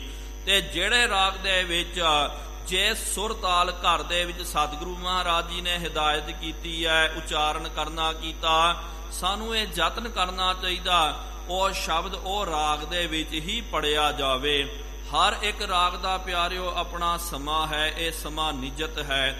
ਸਮੇਂ ਦੇ ਵਿੱਚ ਉਹ ਸਮੇਂ ਦਾ ਰਾਗ ਜਦੋਂ ਆਪਾਂ ਉਹ ਸਮੇਂ ਦੇ ਵਿੱਚ ਗਾਉਂਦੇ ਆ, ਰਾਗ ਹੋਵੇ, ਨਾਲ ਤਾਲ ਹੋਵੇ, ਗਲੇ ਦੀ ਮਿਠਾਸ ਹੋਵੇ ਤੇ ਨਾਲ ਕੋਮਲਤਾ ਹੋਵੇ, ਐ ਖਿੱਚ ਕਰਕੇ ਨਹੀਂ, ਬਹੁਤ ਮਧੁਰ ਆਵਾਜ਼, ਮ੍ਰਿਦੁਲ ਆਵਾਜ਼ ਦੇ ਵਿੱਚ ਜਦੋਂ ਆਪਾਂ ਕੀਰਤਨ ਕਰਦੇ ਆ, ਜਿਹੜੇ ਰਾਗੀ ਸਿੰਘ ਕਰਦੇ, ਤਾਂ ਫਿਰ ਪਿਆਰਿਓ ਉਹਨਾਂ ਦਾ ਜਸ ਵੀ ਹੁੰਦਾ। ਸੰਗਤਾਂ ਫਿਰ ਪ੍ਰੇਮ ਦੇ ਨਾਲ ਉਹਨਾਂ ਦਾ ਕੀਰਤਨ ਸਰਵਣ ਕਰਦੀਆਂ, ਉਹਨਾਂ ਨੂੰ ਵੀ ਫਿਰ ਚੰਗਾ ਲੱਗਦਾ। ਇਸ ਤਰ੍ਹਾਂ ਗੁਰੂ ਘਰ ਦੇ ਵਿੱਚ ਰਾਗੀ ਸਿੰਘਾਂ ਨੇ ਰਾਗ ਆਧਾਰਿਤ ਕੀਰਤਨ ਕਰਨਾ ਕੀਤਾ। ਪੁਨ ਜਪ ਤਪ ਵੈ ਗਿਆਨ ਸੋ ਧਿਆਨ। ਉਹ ਤੋਂ ਬਾਅਦ ਜਦੋਂ ਕੀਰਤਨ ਦੀ ਸਮਾਪਤੀ ਹੁੰਦੀ ਹੈ, ਫਿਰ ਜਪ ਤਪ ਹੁੰਦਾ। ਸਾਰੇ ਬੈਠ ਕਰਕੇ ਜਪ ਤਪ ਕਰਦੇ ਹਨ ਇਕਾਗਰ ਹੋ ਕਰਕੇ। ਸਤਨਾਮ ਸ਼੍ਰੀ ਵਾਹਿਗੁਰੂ, ਸਤਨਾਮ ਸ਼੍ਰੀ ਵਾਹਿਗੁਰੂ ਦਾ ਜਾਪ ਕਰਦੇ। ਗਿਆਨ ਸੋ ਧਿਆਨਾ, ਫਿਰ ਗਿਆਨ ਦੀ ਗੱਲ ਹੁੰਦੀ ਹੈ। ਸਤਿਗੁਰੂ ਮਹਾਰਾਜ ਆਪ ਗੁਰਬਾਣੀ ਦੀ ਵਿਆਖਿਆ ਕਰਦੇ ਹਨ। ਬੈਠੇ ਸਿੱਖ ਕਰਹਿ ਭਲ ਗਾਨਾ। ਤੇ ਸਿੱਖ ਬੈਠ ਕਰਕੇ ਬਹੁਤ ਚੰਗੀ ਤਰ੍ਹਾਂ ਫਿਰ ਕੀਰਤਨ ਗਾਉਂਦੇ। ਬਾਜਿਤ ਤਾਰ ਬਜਾਵਹਿ ਪਾਨਾ। ਤੇ ਫਿਰ ਬਾਜਿਤ ਤਾਰ ਬਜਾਵਤ ਪਾਨਾ, ਚੰਗੀ ਤਰ੍ਹਾਂ ਤਾਲ ਜਿਹੜੇ ਹਨ, ਤਬਲਚੀ ਜਿਹੜਾ ਹੈ ਉਹ ਚੰਗੇ ਚੰਗੇ ਤਾਲ ਵਜਾਉਂਦਾ ਹੈ। ਹਵੈ ਆਨੰਦ ਉਤਸਵ ਬਿਧ ਨਾਨਾ। ਇਸ ਤਰ੍ਹਾਂ ਗੁਰੂ ਘਰ ਦੇ ਵਿੱਚ ਪਿਆਰਿਓ ਤੇਰਾ ਘਰ ਆਨੰਦ ਵਧਾਈ, ਤੁਧ ਕਰ ਮਾਨ ਮਹੱਤਾ ਤੇਜ ਆਪਣਾ ਆਪ ਜਾਰਾ। ਸਰਬ ਕਲਾ ਭਰਪੂਰ ਦਿਸੈ ਜਤ ਕਤਾ, ਨਾਨਕ ਦਾਸਨ ਦਾਸ ਤੁਧ ਆ ਗਏ ਬਿਨਵਤਾ। ਸਤਿਗੁਰੂ ਮਹਾਰਾਜ ਜੀ ਦੇ ਘਰ ਦੇ ਵਿੱਚ ਤੇਰਾ ਘਰ ਆਨੰਦ ਵਧਾਈ, ਤੁਧ ਘਰ ਨਿਤ ਆਨੰਦ ਹੁੰਦਾ ਹੈ, ਨਿਤ ਵਧਾਈਆਂ ਹੁੰਦੀਆਂ। ਏਕ ਓੰਕਾਰ ਪ੍ਰੀਤ ਰਸ ਪਾਗੇ। ਸਾਰੀਆਂ ਸੰਗਤਾਂ, ਸਾਰੇ ਜਿਹੜੇ ਗੁਰੂ ਕੇ ਪਿਆਰੇ ਇੱਕ ਓੰਕਾਰ ਪ੍ਰਮਾਤਮਾ ਦੇ ਪ੍ਰੇਮ ਦੇ ਰਸ ਦੇ ਵਿੱਚ ਪੱਗ ਗਏ ਹਨ। ਨਿਸਬਾਸੁਰ ਹਿਰਦੇ ਅਨੁਰਾਗੀ। ਦਿਨ ਰਾਤ ਉਹਨਾਂ ਦੇ ਮਨ ਦੇ ਵਿੱਚ ਅਨੁਰਾਗ ਪ੍ਰੇਮ ਛਾਇਆ ਹੋਇਆ ਹੈ। ਪ੍ਰਭ ਮਿਲਣੇ ਕੀ ਪਿਆਸ, ਸਾਰਿਆਂ ਦੇ ਮਨ ਦੇ ਵਿੱਚ ਪ੍ਰਮਾਤਮਾ ਨੂੰ ਮਿਲਣ ਦੀ ਪਿਆਸ ਲੱਗ ਗਈ। ਦਰਸ਼ਨ ਕਰਹਿ ਮਲੀਨਤਾ ਭਾਗੀ। ਸੰਗਤਾਂ ਜਿਹੜੀਆਂ ਹਨ ਆ ਕਰਕੇ ਦਰਸ਼ਨ ਕਰਦੀਆਂ, ਉਹਨਾਂ ਦੀ ਮਨ ਦੀ ਮਲੀਨਤਾ ਜਿਹੜੀ ਹੈ ਖਤਮ ਹੋ ਰਹੀ ਹੈ। ਨੌਧਾ ਭਗਤ ਹਿਰਦੇ ਅਤ ਜਾਗੀ। ਨੌਧਾ ਭਗਤ ਜਿਹੜੀ ਹੈ, ਭਗਤ ਨਵੈ ਪ੍ਰਕਾਰਾ ਪੰਡਤ ਵੇਦ ਪੁਕਾਰਾ। 9 ਪ੍ਰਕਾਰ ਦੀ ਭਗਤੀ ਜਿਹੜੀ ਹੈ ਉਹਨਾਂ ਦੇ ਹਿਰਦੇ ਵਿੱਚ ਜਾਗਰਤ ਹੋ ਰਹੀ। ਏਕ ਰੰਗ ਮਹਿ ਰੰਗੇ ਸਭ ਹੀ। ਇੱਕ ਪ੍ਰਮਾਤਮਾ ਦੇ ਰੰਗ ਦੇ ਵਿੱਚ ਸਾਰੀਆਂ ਸੰਗਤਾਂ ਰੰਗ ਗਈਆਂ। ਦ્વੈਤ ਪਾਉ ਉਰ ਆਏ ਨ ਕਬਹੀ। ਉਹਨਾਂ ਦੇ ਮਨ ਦੇ ਵਿੱਚ ਦੁਈ ਦਾ, ਦ્વੈਤ ਦੀ ਕਦੇ ਭਾਵਨਾ ਵੀ ਨਹੀਂ ਉੱਠਦੀ ਹੈ। ਭਏ ਬ੍ਰਿਖ ਜਿਉ ਸਿੱਖ ਉਪਕਾਰੀ। ਹੁਣ ਕਵੀ ਰਾਜ ਜੀ ਤਰ੍ਹਾਂ ਤਰ੍ਹਾਂ ਦੇ ਦ੍ਰਿਸ਼ਟਾਂਤ ਵਰਤ ਕੇ ਦੱਸਦੇ ਹਨ। ਜਿਸ ਤਰ੍ਹਾਂ ਕਿ ਫਰੀਦ ਸਾਹਿਬ ਜੀ ਨੇ ਵੀ ਕਿਹਾ ਨਾ ਕਿ ਫਰੀਦਾ ਦਰਵੇਸ਼ਾਂ ਨੂੰ ਲੋੜੀ ਹੈ ਰੁੱਖਾਂ ਦੀ ਜੀਰਾਂਦ। ਦਰਵੇਸ਼ ਜਿਹੜਾ ਹੈ ਨਾ ਉਹ ਰੁੱਖ ਦੇ ਵਾਂਗੂ ਬਣ ਜਾਂਦਾ, ਪਰਉਪਕਾਰੀ ਬਣ ਜਾਂਦਾ, ਕਿਉਂਕਿ ਆਪ ਧੁੱਪ ਦੇ ਵਿੱਚ ਖੜਦਾ, ਛਾਂ ਜਿਹੜੀ ਹੈ ਉਹ ਦੂਜੇ ਵਾਸਤੇ ਬਣਾ ਜਾਂਦਾ ਦਰਖਤ। ਆਪ ਪਿਆਰਿਓ ਫੁੱਲ ਉਹਨੂੰ ਲੱਗਦੇ, ਲੇਕਿਨ ਸੁਗੰਧੀ ਜਿਹੜੀ ਹੈ ਦੂਜਿਆਂ ਨੂੰ ਦੇ ਜਾਂਦਾ। ਤੇ ਦਰਖਤ ਨੂੰ ਫਲ ਲੱਗਦੇ, ਕਦੇ ਦਰਖਤ ਆਪਣਾ ਫਲ ਨਹੀਂ ਛਕਦਾ, ਦੂਜਿਆਂ ਨੂੰ ਦੇ ਕਰਕੇ ਚੱਲ ਜਾਂਦਾ। ਕਈ ਵਾਰੀ ਬੇਈਮਾਨ ਬੰਦਾ, ਉਹਨੂੰ ਲੱਗਦਾ ਕਿ ਭਾਈ ਦਰਖਤ ਦੀ ਲੱਕੜ ਬਹੁਤ ਵਧੀਆ ਹੈ, ਇਹਨੂੰ ਮੈਂ ਕੱਟ ਕੇ ਵੇਚ ਦਵਾਂ, ਉਹਨੂੰ ਟੁਕੜੇ ਕਰ ਕਰਕੇ ਕੱਟ ਕਰਕੇ ਜਾਂਦਾ। ਇਹ ਉਹਦਾ ਪਰ ਉਪਕਾਰ ਹੈ। ਇਸ ਕਰਕੇ ਕਵੀ ਰਾਜ ਜੀ ਕਹਿੰਦੇ, ਸਤਿਗੁਰੂ ਮਹਾਰਾਜ ਜੀ ਨੇ ਵੀ ਕਿਹਾ ਕਿ ਜਿਹੜੇ ਦਰਵੇਸ਼ ਹੁੰਦੇ ਹਨ, ਮਹਾਂਪੁਰਖ ਹੁੰਦੇ ਹਨ, ਉਹ ਦਰਖਤ ਦੇ ਵਾਂਗੂ ਸਦਾ ਪਰ ਉਪਕਾਰ ਕਰਦੇ, ਕਦੇ ਉਹ ਆਪਣਾ ਸਵਾਰਥ ਨਹੀਂ ਚਿਤਵਦੇ ਹਨ।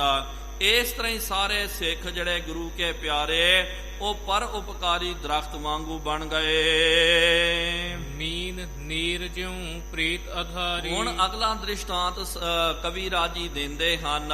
ਜਿਉ ਮਛਲੀ ਬਿਨ ਪਾਣੀ ਹੈ ਕਿਉ ਜੀਵਨ ਪਾਵੈ। ਤੇ ਜਿਸ ਤਰ੍ਹਾਂ ਕੇ ਜਲ ਦੇ ਨਾਲ ਮੱਛੀ ਦਾ ਬਹੁਤ ਜ਼ਿਆਦਾ ਪ੍ਰੇਮ ਹੁੰਦਾ ਹੈ, ਇਸ ਤਰ੍ਹਾਂ ਹੀ ਸਿੱਖਾਂ ਦਾ ਪ੍ਰੇਮ ਸਤਿਗੁਰੂ ਮਹਾਰਾਜ ਸਤਿਗੁਰੂ ਰੂਪੀ ਜਲ ਦੇ ਨਾਲ ਹੋ ਗਿਆ। ਨਾਮ ਜਪਤ ਚਾਤ੍ਰਿਕ ਕੀ ਭਾਂਤੀ। ਬੂੰਦ ਵਿਹੂਣਾ ਚਾਤ੍ਰਿਕੋ ਕਿਉਂ ਕਰ ਤ੍ਰਿਪਤਾਵੈ। ਚਾਤ੍ਰਿਕ ਜਿਹੜਾ ਨਾ ਤੇ ਬੇਸ਼ੱਕ ਪਿਆਰਿਓ ਜਿੰਨਾ ਮਰਜੀ ਮੀਂਹ ਪੈ ਜਾਵੇ ਉਹਨੂੰ ਰੱਜ ਨਹੀਂ ਆਉਂਦਾ, ਉਹ ਵਿਲਾਪ ਕਰਦੇ ਰਹਿੰਦਾ, ਪੀ ਕਹਾਂ ਪੀਊ ਪੀਊ ਕਰਕੇ ਉਹ ਪੁਕਾਰਦਾ। ਲੇਕਿਨ ਜਦੋਂ ਸਵਾਂਤੀ ਬੂੰਦ ਦੀ ਉਹਨੂੰ ਪ੍ਰਾਪਤੀ ਹੋ ਜਾਂਦੀ ਹੈ, ਉਸ ਵੇਲੇ ਚਾਤ੍ਰਿਕ ਜਿਹੜਾ ਤ੍ਰਿਪਤ ਹੋ ਜਾਂਦਾ। ਇਸ ਤਰ੍ਹਾਂ ਹੀ ਗੁਰੂ ਕੇ ਸਿੱਖ ਨਾਮ ਰੂਪੀ ਸਵਾਂਤੀ ਬੂੰਦ ਨੂੰ ਛਕ ਕਰਕੇ ਤ੍ਰਿਪਤ ਹੋ ਰਹੇ ਹਨ। ਲੇਖਾ ਬਨਕ ਗਿਆਨ ਦਿਨ ਰਾਤੀ। ਇਹ ਹੁਣ ਅਗਲਾ ਜਿਹੜਾ ਦ੍ਰਿਸ਼ਟਾਂਤ ਦਿੱਤਾ ਇਹ ਵੀ ਬੜਾ ਕਮਾਲ ਦਾ ਹੈ। ਜਿਸ ਤਰ੍ਹਾਂ ਕਿ ਬਾਣੀਆਂ ਜਿਹੜਾ ਹੁੰਦਾ ਨਾ ਤੇ ਵਿਆਪਾਰ ਕਰਨ ਵਾਲਾ, ਉਹ ਪਿਆਰਿਓ ਹਰ ਚੀਜ਼ ਦਾ ਹਿਸਾਬ ਕਿਤਾਬ ਰੱਖਦਾ। ਅਜੋਕੇ ਜ਼ਮਾਨੇ ਦੇ ਵਿੱਚ ਕੰਪਿਊਟਰ ਮੋਬਾਈਲ ਆਦਿਕ ਆ ਗਏ, ਇਹ ਸਿਮਾਂ ਆ ਗਈਆਂ, ਚਿਪ ਆ ਗਏ, ਬਹੁਤ ਥੋੜਾ ਡਾਟਾ ਉਹਦੇ ਵਿੱਚ ਸਮਾ ਜਾਂਦਾ। ਲੇਕਿਨ ਪਹਿਲੇ ਜ਼ਮਾਨੇ ਦੇ ਵਿੱਚ ਪਿਆਰਿਓ ਜਿਹੜੇ ਬਾਣੀਏ ਹੁੰਦੇ ਹਨ, ਉਹਨਾਂ ਦੇ ਕਮਰੇ ਨਾ ਕਮਰੇ ਜਿਹੜੇ ਵਹੀ ਖਾਤੇ ਦੇ ਨਾਲ ਭਰੇ ਹੋਏ ਹੁੰਦੇ ਸਨ।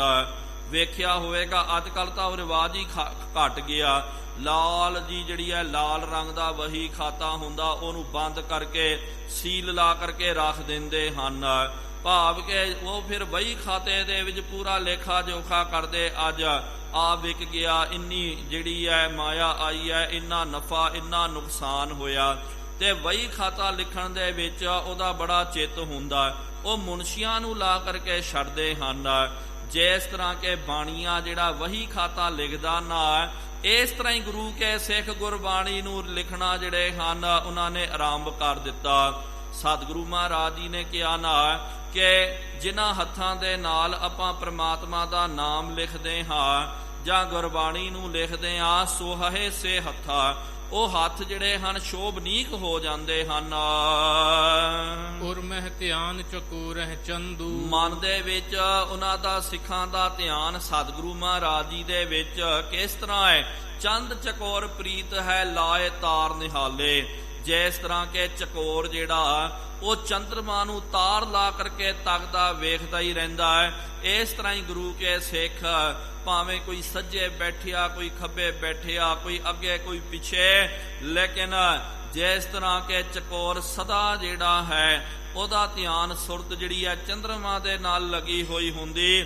ਭਾਵੇਂ ਗੁਰੂ ਕਾ ਸਿੱਖ ਜਿੱਥੇ ਮਰਜੀ ਹੋਵੇ, ਉਹਦੀ ਸੁਰਤ ਸਤਿਗੁਰੂ ਮਹਾਰਾਜ ਜੀ ਦੇ ਵੱਲ ਲੱਗੀ ਹੋਈ ਹੈ। ਲੋਚਨ ਅਲ ਗੁਰਪਦ ਅਰਬਿੰਦੂ। ਉਹਨਾਂ ਦੇ ਲੋਚਨ, ਅਗਲਾ ਦ੍ਰਿਸ਼ਟਾਂਤ ਦਿੰਦੇ ਸਿੱਖਾਂ ਦੇ ਲੋਚਨ ਅੱਖਾਂ ਜਿਹੜੀਆਂ ਹਨ ਇਹ ਭੌਰੇ ਦੇ ਨਿਆਈ ਹੈ।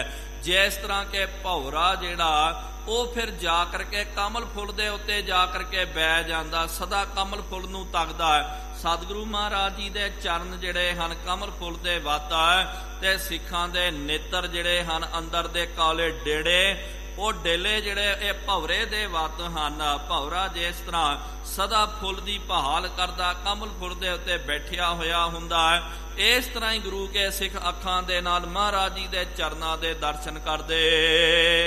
ਸਵੱਛ ਹਿਰਦੇ ਜਿਉ ਗੰਗਾ ਨੀਰ। ਉਹਨਾਂ ਦਾ ਜਿਹੜਾ ਹਿਰਦਾ ਜਿਹੜਾ ਹੈ ਸਵੱਛ ਹੋ ਗਿਆ। ਕਬੀਰ ਗੰਗਾ ਤੀਰ ਜੋ ਘਰ ਕਰਹਿ ਪੀਵਹਿ ਨਿਰਮਲ ਨੀਰ। ਨਿਰਮਲ ਨੀਰ ਕਬੀਰ ਸਾਹਿਬ ਜੀ ਨੇ ਵੀ ਕਿਹਾ, ਉਹਨਾਂ ਨੇ ਵੀ ਮੰਨਿਆ ਕਿ ਜਿਸ ਤਰ੍ਹਾਂ ਕਿ ਗੰਗਾ ਦਾ ਜਲ ਹੁੰਦਾ ਹੈ। ਹਰਤ ਸਹੋਦਰ ਜਿਉ ਪਰ ਪੀਰੂ। ਹਰਤ ਸਹੋਦਰ ਜਿਉ ਪਰ ਪੀਰੂ। ਤੇ ਅਗਲਾ ਦ੍ਰਿਸ਼ਟਾਂਤ ਕਵੀ ਰਾਜ ਜੀ ਦਿੰਦੇ ਹਨ, ਪਰਾਇਆਂ ਦੀ ਪੀੜਾ ਜਿਹੜੀ ਹੈ ਇੰਜ ਹਰਦੇ ਜਿਸ ਤਰ੍ਹਾਂ ਕਿ ਇੱਕ ਭਰਾ ਦੂਜੇ ਭਰਾ ਦੀ ਮਦਦ ਕਰਦਾ। ਇਹ ਤਾਂ ਪਿਆਰਿਓ ਅੱਜ ਕੱਲ ਤਾਂ ਵੇਖਣ ਦੇ ਵਿੱਚ ਨਜ਼ਰ ਨਹੀਂ ਆਉਂਦਾ ਜ਼ਿਆਦਾ ਕਰਕੇ। ਅਜੋਕੇ ਜ਼ਮਾਨੇ ਦੇ ਵਿੱਚ ਤਾਂ ਸਿਆਣੇ ਕਹਿੰਦੇ ਕਿ ਇੱਕ ਘਰ ਦੇ ਵਿੱਚ ਦੋ ਲੜਕੇ ਹੋ ਗਏ ਤੇ ਉਹ ਆਪਸ ਵਿੱਚ ਹੀ ਲੜਦੇ ਰਹਿੰਦੇ ਹਨ। ਜਿਸ ਤਰ੍ਹਾਂ ਪਾਣੀ ਨੂੰ ਕੰਜਾਲ ਵੈਰੀ ਹੈ, ਇਸ ਤਰ੍ਹਾਂ ਭਰਾ ਨੂੰ ਭਰਾ ਵੈਰੀ ਹਨ। ਇਸ ਤਰ੍ਹਾਂ ਕਈ ਕਹਾਵਤਾਂ ਬਣੀਆਂ ਹੋਈਆਂ, ਲੇਕਿਨ ਗੱਲ ਵੀ ਸੱਚ ਹੈ। ਸਤਿਗੁਰੂ ਮਹਾਰਾਜ ਜੀ ਨੇ ਵੀ ਕਿਹਾ ਨਾ, ਜੈਸੇ ਰਣ ਮੈਂ ਸਖਾ ਭਰਾਤ। ਜਿਸ ਤਰ੍ਹਾਂ ਰਣ ਦੇ ਵਿੱਚ ਸਖਾ ਜੇ ਮਿੱਤਰ ਹੋਵੇ, ਭਰਾ ਹੋਵੇ, ਉਹ ਮਦਦ ਕਰਦੇ। ਲੇਕਿਨ ਅਜੋਕੇ ਜ਼ਮਾਨੇ ਦੇ ਵਿੱਚ ਇਹ ਜ਼ਿਆਦਾਤਰ ਆਪਾਂ ਨਹੀਂ ਵੇਖਦੇ ਆ। ਜਿਹੜੇ ਭਰਾ ਇੱਕ ਸਾਥ ਪਲ ਬੜ ਕਰਕੇ ਇੱਕ ਮਾਂ ਦੇ ਜਾਏ ਤੇ ਜਦੋਂ ਵੱਡੇ ਹੋ ਜਾਂਦੇ ਉਹਨਾਂ ਦੇ ਵਿੱਚ ਮਾਇਆ ਪੈ ਜਾਵੇ। ਏਕ ਘੜੀ ਮੈਂ ਥਾਪ ਉਥਾਪੈ ਜਰ ਵੰਡ ਦੇਵੈ ਭਾਈ। ਭਾਈ ਇੱਕ ਦੂਜੇ ਦੇ ਕਾਤਲ ਬਣ ਜਾਂਦੇ, ਵੈਰੀ ਬਣ ਜਾਂਦੇ। ਲੇਕਿਨ ਉਹਨਾਂ ਜ਼ਮਾਨਿਆਂ ਦੇ ਵਿੱਚ ਪਿਆਰਿਓ ਬਹੁਤ ਜ਼ਿਆਦਾ ਸਿੱਖਾਂ ਦਾ ਇੰਨਾ ਪਿਆਰ ਹੁੰਦਾ ਸੀ, ਭਰਾਵਾਂ ਦਾ ਵੀ ਬੜਾ ਪਿਆਰ ਹੁੰਦਾ। ਸਿਆਣੇ ਕਹਿੰਦੇ ਨਾ ਕਿ ਸਰਦਾਰੀ ਭਰਾਵਾਂ ਦੇ ਨਾਲ ਹੀ ਹੁੰਦੀ ਹੈ, ਕੱਲਾ ਬੰਦਾ ਕਦੇ ਵੀ ਰਾਜ ਨਹੀਂ ਕਰ ਸਕਦਾ। ਜਿੰਨੇ ਜ਼ਿਆਦਾ ਤੁਹਾਡਾ ਮਾਲ ਪਰਿਵਾਰ ਹੋਵੇ, ਭਰਾ ਸੰਬੰਧੀ ਆਦਿਕ ਹੋਵੇ, ਉਹ ਉਨਾ ਵੱਡਾ ਸਰਦਾਰ, ਉਹਦਾ ਰੁਤਬਾ ਵੱਡਾ ਹੁੰਦਾ ਹੈ। ਜਿਸ ਤਰ੍ਹਾਂ ਕਿ ਇੱਕ ਭਰਾ ਦੂਜੇ ਭਰਾ ਦੀ ਮਦਦ ਕਰਦਾ, ਔਖੇ ਵੇਲੇ ਉਹਦੀ ਸਹਾਇਤਾ ਕਰਦਾ ਹੈ, ਇਸ ਤਰ੍ਹਾਂ ਹੀ ਗੁਰੂ ਕੇ ਸਿੱਖ ਦੂਜੇ ਗੁਰੂ ਕੇ ਸਿੱਖ ਦੀ ਸਹਾਇਤਾ ਕਰਦੇ ਹਨ। ਇਸ ਤਰ੍ਹਾਂ ਨਹੀਂ ਹੈ ਕਿ ਭਾਈ ਕੋਈ ਸਿੱਖ ਅੱਗੇ ਵਧ ਰਿਹਾ ਜੀ, ਚਲੋ ਇਹਨੂੰ ਲਾ ਕਰਕੇ ਥੱਲੇ ਇਹਨੂੰ ਧੱਕ ਦਿਓ, ਖਤਮ ਕਰ ਦਿਓ। ਅਜੋਕੇ ਜ਼ਮਾਨੇ ਦੇ ਵਿੱਚ ਪਿਆਰਿਓ ਉਹ ਭਰਾਤਰੀ ਭਾਵ ਜਿਹੜਾ ਸਿੱਖਾਂ ਦੇ ਵਿੱਚ ਕਦੇ ਇਹੋ ਜਿਹਾ ਜ਼ਮਾਨਾ ਸੀ ਤੇ ਸਿੱਖ ਦੇ ਉੱਤੇ ਕੁਰਬਾਨ ਹੋ ਜਾਂਦੇ ਸਨ। ਸਿੱਖ ਇੱਕ ਦੂਜੇ ਦੇ ਨਾਲ ਮਿਲ ਕਰਕੇ, ਫਿਰ ਕਿਸੇ ਵਿਦਵਾਨ ਨੇ ਕਿਹਾ ਇਹ ਸਿੱਖ ਜਿਹੜਾ ਹੈ, ਸਿੱਖ ਕਦੇ ਨਾ ਹਾਰੇ। ਭਾਵ ਕਿ ਉਹਦਾ ਇਹ ਬਚਨ ਹੈ, ਉਹ ਕਹਿੰਦਾ ਕਿ ਭਾਈ ਜੇ ਆਪਸ ਦੇ ਵਿੱਚ ਸਿੱਖ ਨਹੀਂ ਲੜਨਗੇ ਤੇ ਸਿੱਖਾਂ ਨੂੰ ਕੋਈ ਖਤਮ ਨਹੀਂ ਕਰ ਸਕਦਾ। ਜਦੋਂ ਵੀ ਪਿਆਰਿਓ ਖਾਲਸਾ ਹਾਰਿਆ ਜਾਂ ਉਹਨੇ ਆਪਣੇ ਕਦਮ ਪਿੱਛੇ ਪੁੱਟਣੇ ਕੀਤੇ, ਸਭ ਤੋਂ ਵੱਡਾ ਕਾਰਨ ਹੈ ਆਪਣੇ ਜਦੋਂ ਗੱਦਾਰ ਬਣ ਜਾਂਦੇ ਹਨ, ਨਾਲ ਦੇ ਜਦੋਂ ਵਿਕ ਜਾਂਦੇ ਹਨ, ਦੁਸ਼ਮਣਾਂ ਦੇ ਨਾਲ ਹੱਥ ਮਿਲਾ ਲੈਂਦੇ ਹਨ। ਜੇ ਸਿੱਖ ਨੂੰ ਨਾ ਮਾਰੇ ਤਾਂ ਇਹ ਕੌਮ ਕਦੇ ਨਾ ਹਾਰੇ। ਜੇ ਪਿਆਰਿਓ ਮਾਰਨਾ ਜਿਹੜਾ ਸਿਰਫ ਬਾਹਰੀ ਤੌਰ ਤੇ ਥੋੜੀ ਮਾਰਨਾ ਹੁੰਦਾ, ਆਪਾਂ ਵੇਖਦੇ ਹਾਂ ਬਾਹਰੀ ਤੌਰ ਤੇ ਵੀ ਕਈ ਗੁਰੂ ਕੇ ਸਿੱਖ ਰਹਿਤਨਾਮਿਆਂ ਦੇ ਵਿੱਚ ਸਤਿਗੁਰੂ ਮਹਾਰਾਜ ਜੀ ਨੇ ਇਹ ਬਚਨ ਕੀਤਾ, ਜਿਹੜਾ ਸਿੱਖ ਰਹਿ ਕਰਕੇ ਦੂਜੇ ਸਿੱਖ ਦੇ ਨਾਲ ਲੜਾਈ ਕਰਦਾ, ਵਿਅਰਥ ਦੇ ਵਿੱਚ ਫਾਲਤੂ ਦੇ ਵਿੱਚ ਝਗੜਾ ਪਾਉਂਦਾ, ਉਹ ਸਿੱਖ ਵੀ ਪਿਆਰਿਓ ਤਨਖਾਹੀਆ ਹੈ, ਉਹਨੂੰ ਤਨਖਾਹ ਲਾਉਣੀ ਚਾਹੀਦੀ ਹੈ। ਇੰਨਾ ਵੱਡਾ ਸਤਿਗੁਰੂ ਮਹਾਰਾਜ ਜੀ ਨੇ ਇਹ ਪਾਪ ਦੱਸਿਆ, ਇਹੀ ਕਿਹਾ ਕਿ ਸਿੱਖੋ ਮਿਲ ਕਰਕੇ ਰਹੋ।